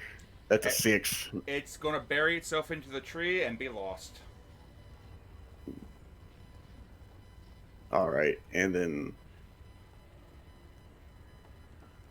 he's going to back up a little bit right there. This guy, he's just going to stay where he's at with his hand axe, figuring he's safe near all these people, and that'll be my turn.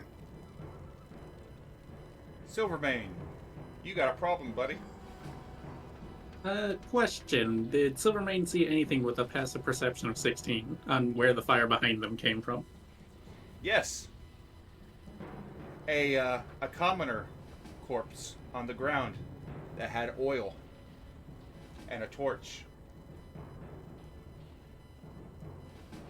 One of the slain commoners, when they died, they fell to the ground, and the torch that they had ignited the fire. So, question. Does the fire look like it's spreading? It is spreading quickly. He's going to order the group around him to try and slow the spread, or at least stop it from going further. Okay. I will allow that. So basically, you can put your entire squad onto fire suppression. Yep. That's their job. And Silvermane himself, bonus action, transferring Hunter's Mark to the other tree and taking a longbow shot. All right, go ahead and take that shot. I'm assuming that hits. That's a hit. For 12 and 5, regular arrow. Hey, Silvermane, Mm-hmm. tell me how you slaughtered this tree. He's going to look for the closest thing that looks like an eye on this tree and then just fire an arrow straight into it. You bury this arrow into the creature, and it screeches and stops. Everybody notices that there are crows. All the crows in the air take flight, and they are moving all in a single direction, north. Yarp holds up a hand, points to the fires, and mimes, smothering them. But to anyone who's still able, to any of the commoners still able, You have a choice. I will allow this for you. You are at a crossroads. You can, as a group, as an entire group, attempt to put out the fires, but the crows will get further up and give more warning to something else in the woods. You can have the commoners stay behind and send your heroic characters forward to follow the birds, or you can say screw the forest and everybody march forward, or you all can say screw this and go back to town. Yeah. Because you are hearing bells going off at town. Bells That's- thrown off at town. That's Ooh. concerning. Okay, So sure, we What does all that so we all normally hear mean? the bells. So hold on. So we all hear the bells. Given how far you are from the city, it's very, very faint. Someone with a high passive perception, probably like 8, I'd say 16 or above, would probably hear it. So then Silvermane hears the bells. Yeah, Yig does as well. Yig is going to climb a tree and look at the horizon towards town. And if Yarp is informed of it, can he make an intelligence check to see what would cause the bells to be ringing? Roll an intelligence Yeah. check for me, Yig. Or, Yarp. 16. Those are warning bells. Something's going on in town. Those are warning bells from the militia to mobilize. Yarp immediately starts grabbing everyone. They have to put out the fire first, then they're heading straight back. Like, Yarp! Joan immediately. I Yeah. think she would understand. Yeah, like, Yarp goes up to Joan and to the others. Yarp! I'm on the same page. Yeah. Yarp is pointing back to town. They have to, like, oh no, this. Yarp doesn't know if their guide was in on this or not, or was legitimately trying to help. He just knows they fell for a trap, and now something's happening back at town. They have to go back. And they have to stop the fire from spreading, which would just be trouble more along. Like, Yeah, Yarp! I got it. And Yup is Joan, right. We've been had. Yig runs over to the fire, shoves their hands into the fire, and just upends all the earth in an attempt to condense the fire and smother it. Okay. And for Go ahead. Yarp grabs, like, the one guy who's kind of probably still rage hacking at the tree from the loss of his life, and just hurls him over his shoulder and starts moving. Yarp! He starts just. Go ahead. Sorry. He'll take the hint, I suppose, after a little bit of convincing.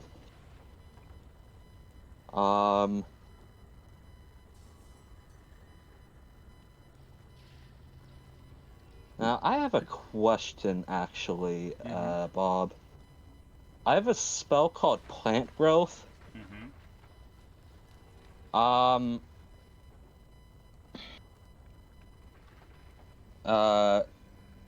normal plants in a 100-foot radius centered on a point become thick and overgrown. Could I use this to try and possibly smother out the flames, like choke them out? It's possible.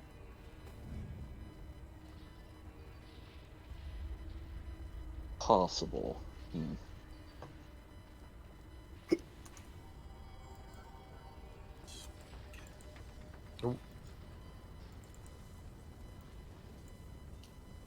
Yeah.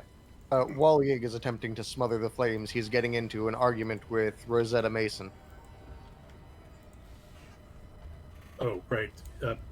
Yarp, now noticing this fire, is like, Yarp, and gestures to his remaining soldiers to help him put this out as well. Like,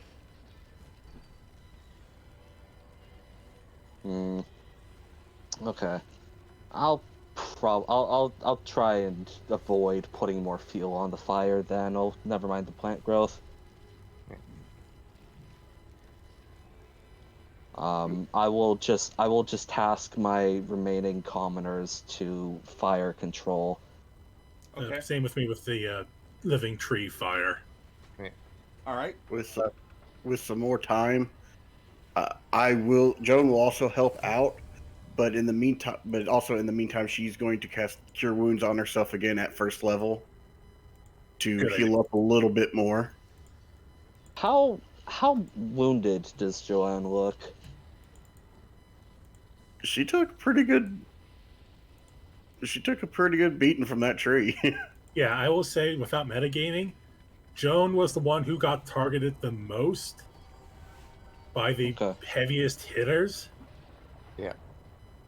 In that case, before we run off back to town, Alexander is going to offer her but I'm pretty good now. So I mean, but Oh, you can all right. you can still offer Sure. if you want. Okay.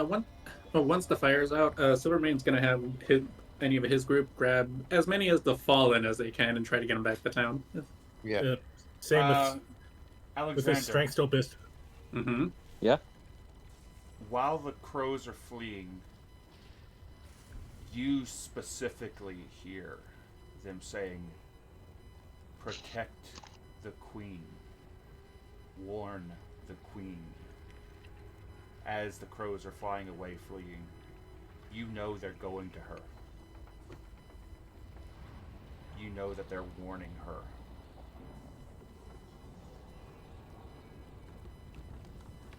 What of the crows? They're going back. They're warning their queen. Yarp. I don't Unless you know think. some way to stop them, I don't think there's much we can do. If the town's in trouble, I mean, what do we? If the town goes up with whatever's going on, what's the point of going after the Dark Lady? Yarp just kind You're of. right, but something's wrong. Something's wrong. They're not speaking of mission success. They're speaking of warning and protecting. I don't think this was the Dark Lady's doing.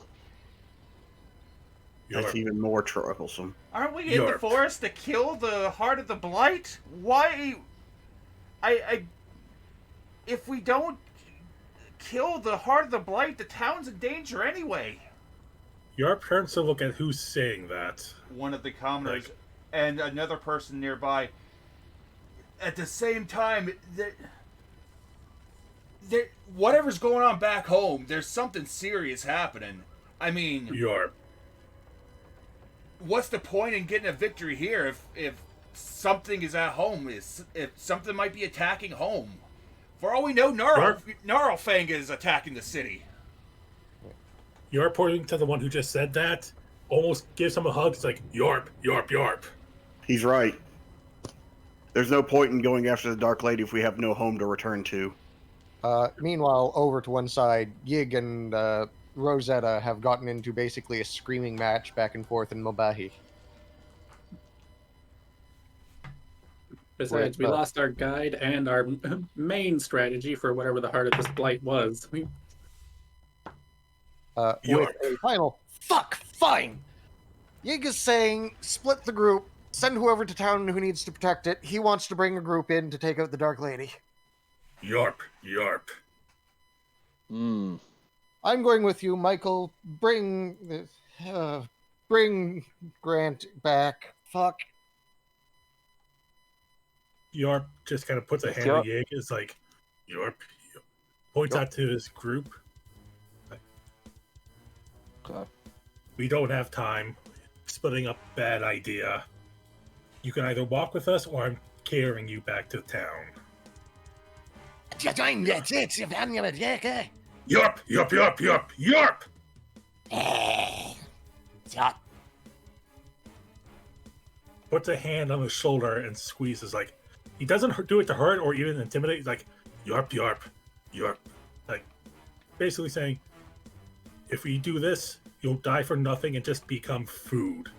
We have to regroup and come back with a group of non-commoners. This is bigger than we realized. Yup, yup.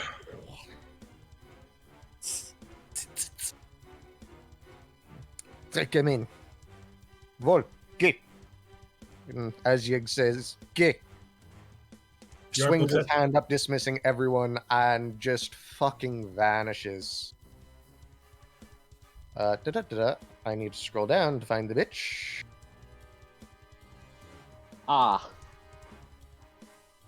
For a total of a flat 20.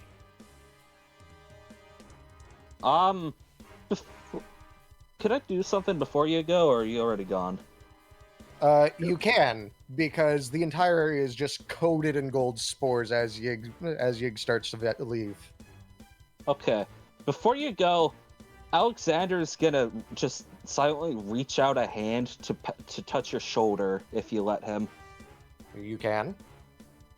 Okay. I am going to cast invisibility on you. Beautiful. Yarp just sighs. and decides if this fool wants to go off to his own death, so be it. He has a duty to the town. There you go. It's concentration for me, but it'll last up to an hour so long as I maintain that. So, from the invisible pool of golden spores, you hear Yig say something, and Rosetta says he's just going to go scout if no one's going with him. Looks to Joane like We have to protect the town. Yeah. Find out what you can. Yarp gives a thumbs up and says, "Yarp, yarp, yarp, yarp." Translation: "Good luck, you fool. I hope you get good luck. Please stay alive." Oh, yeah. And off Yig flies. Yep. To the remaining townsfolk, Yarp basically gives the circle up maneuver. Yarp, yarp, points to those who unfortunately passed, picks one up, puts it over his own shoulder. Yarp, yarp, yarp, yarp, and then points back to town. While everybody's moving to town, I'm guessing Yarp might be holding up to the back. Joan will come up to him while everybody else is in front and give him a peck on the cheek and continue to move forward. Yarp pauses, blushes, and then just smiles and gives her a quick side hug back. But we've been in the forest longer than an hour. You've been... it's been roughly about an hour or so since you walked in. Okay, so yeah, Silvermane will be leading back to town since at this point he can't get lost in the woods. Yarp. Is there anybody besides Yig that is not... Is anybody besides Yig going in, or is everybody going back to town? Unfortunately, just playing Yarp as I know him, he's very loyal to the town, and while he won't stop Yig, he can't join him either. So he has to basically stop these commoners from killing themselves more than they did, and find out whatever the hell is happening.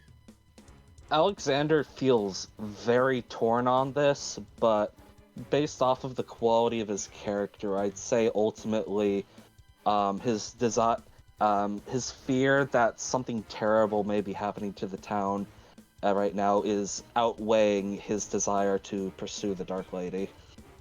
Yeah, Joan's the same way. There's no town to return to. There's no point in this.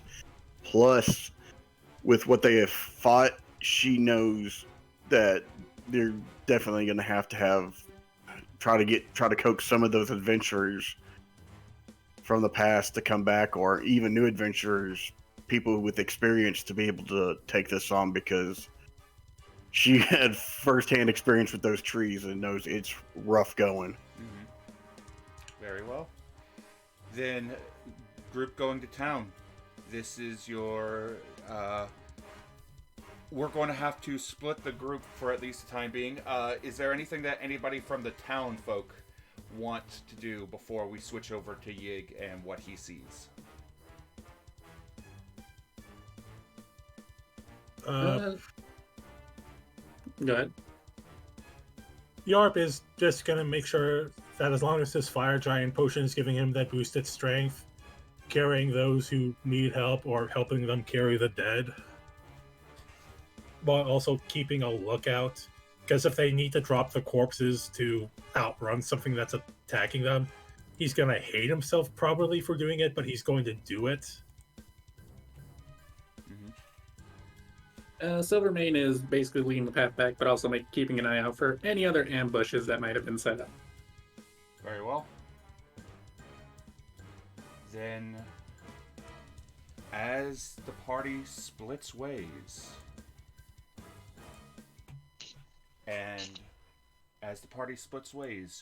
we will shift scenes.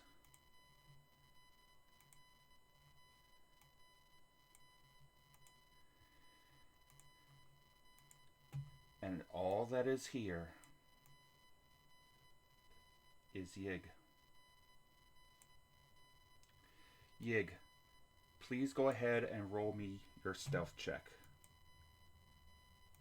Bear with me half a second. I'm re-upping my bullshit because of course I am.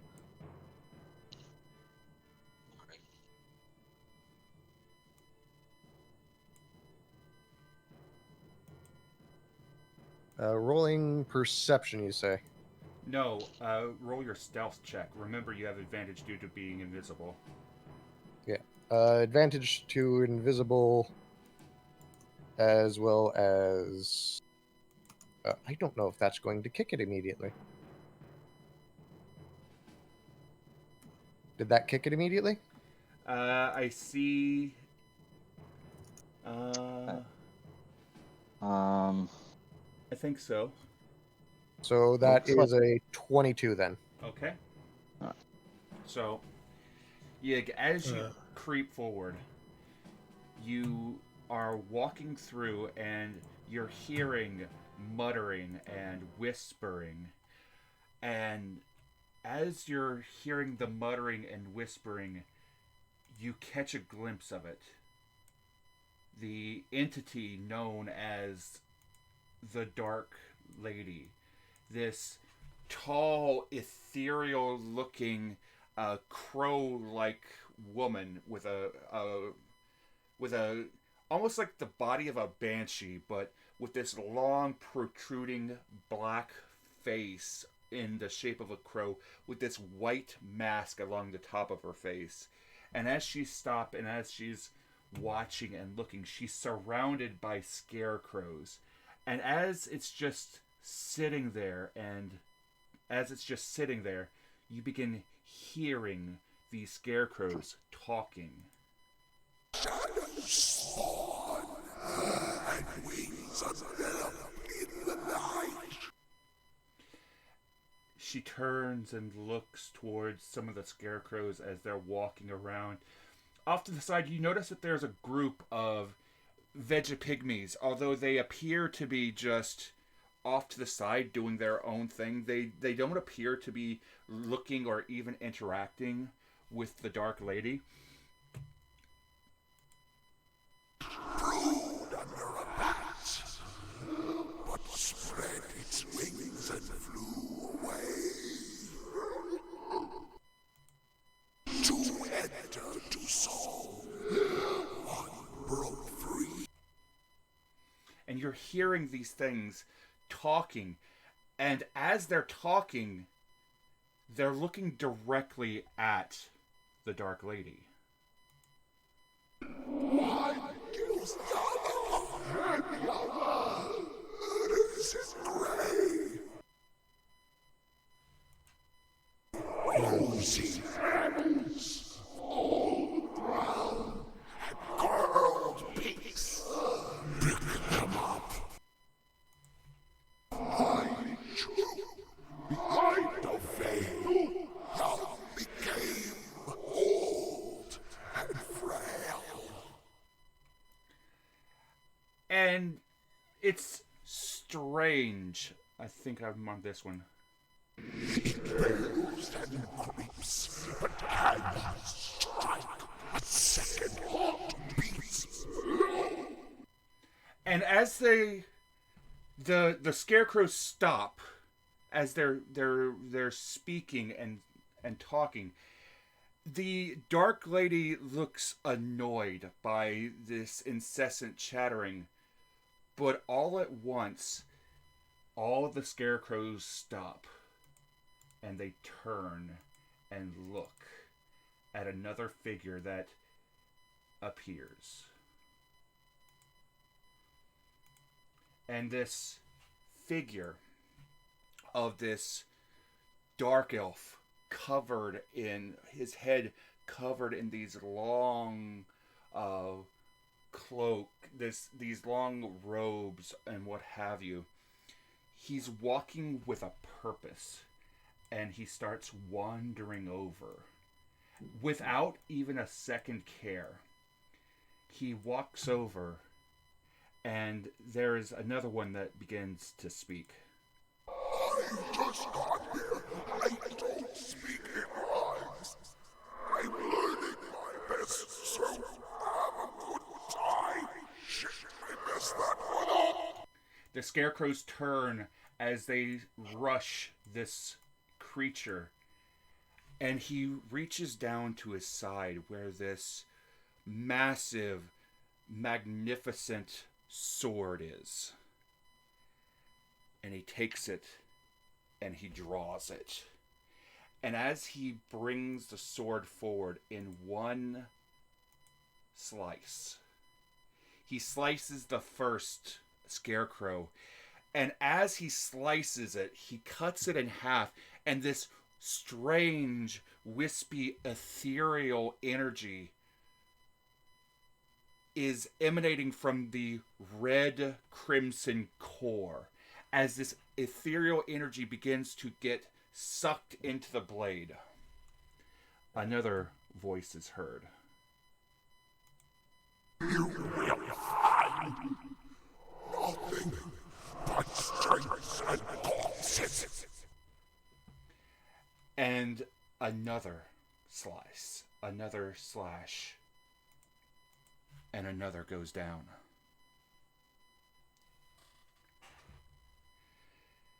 Yig, you watch as this entity, this being, one by one, begins to cut down these scarecrows one after another.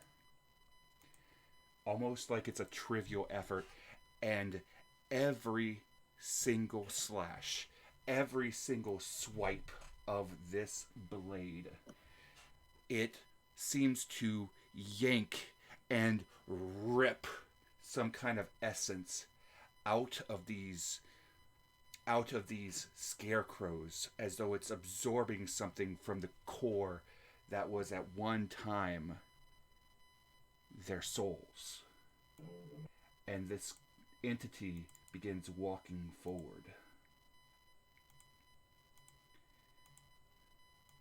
Another step, another slash, another fallen scarecrow. As the entity looks over towards the Dark Lady, I bid you greetings, Dark One. Allow me to introduce myself. I am the Shadow of Tamaroth. As he thrusts his sword forward and plunges it into the center mass of this creature.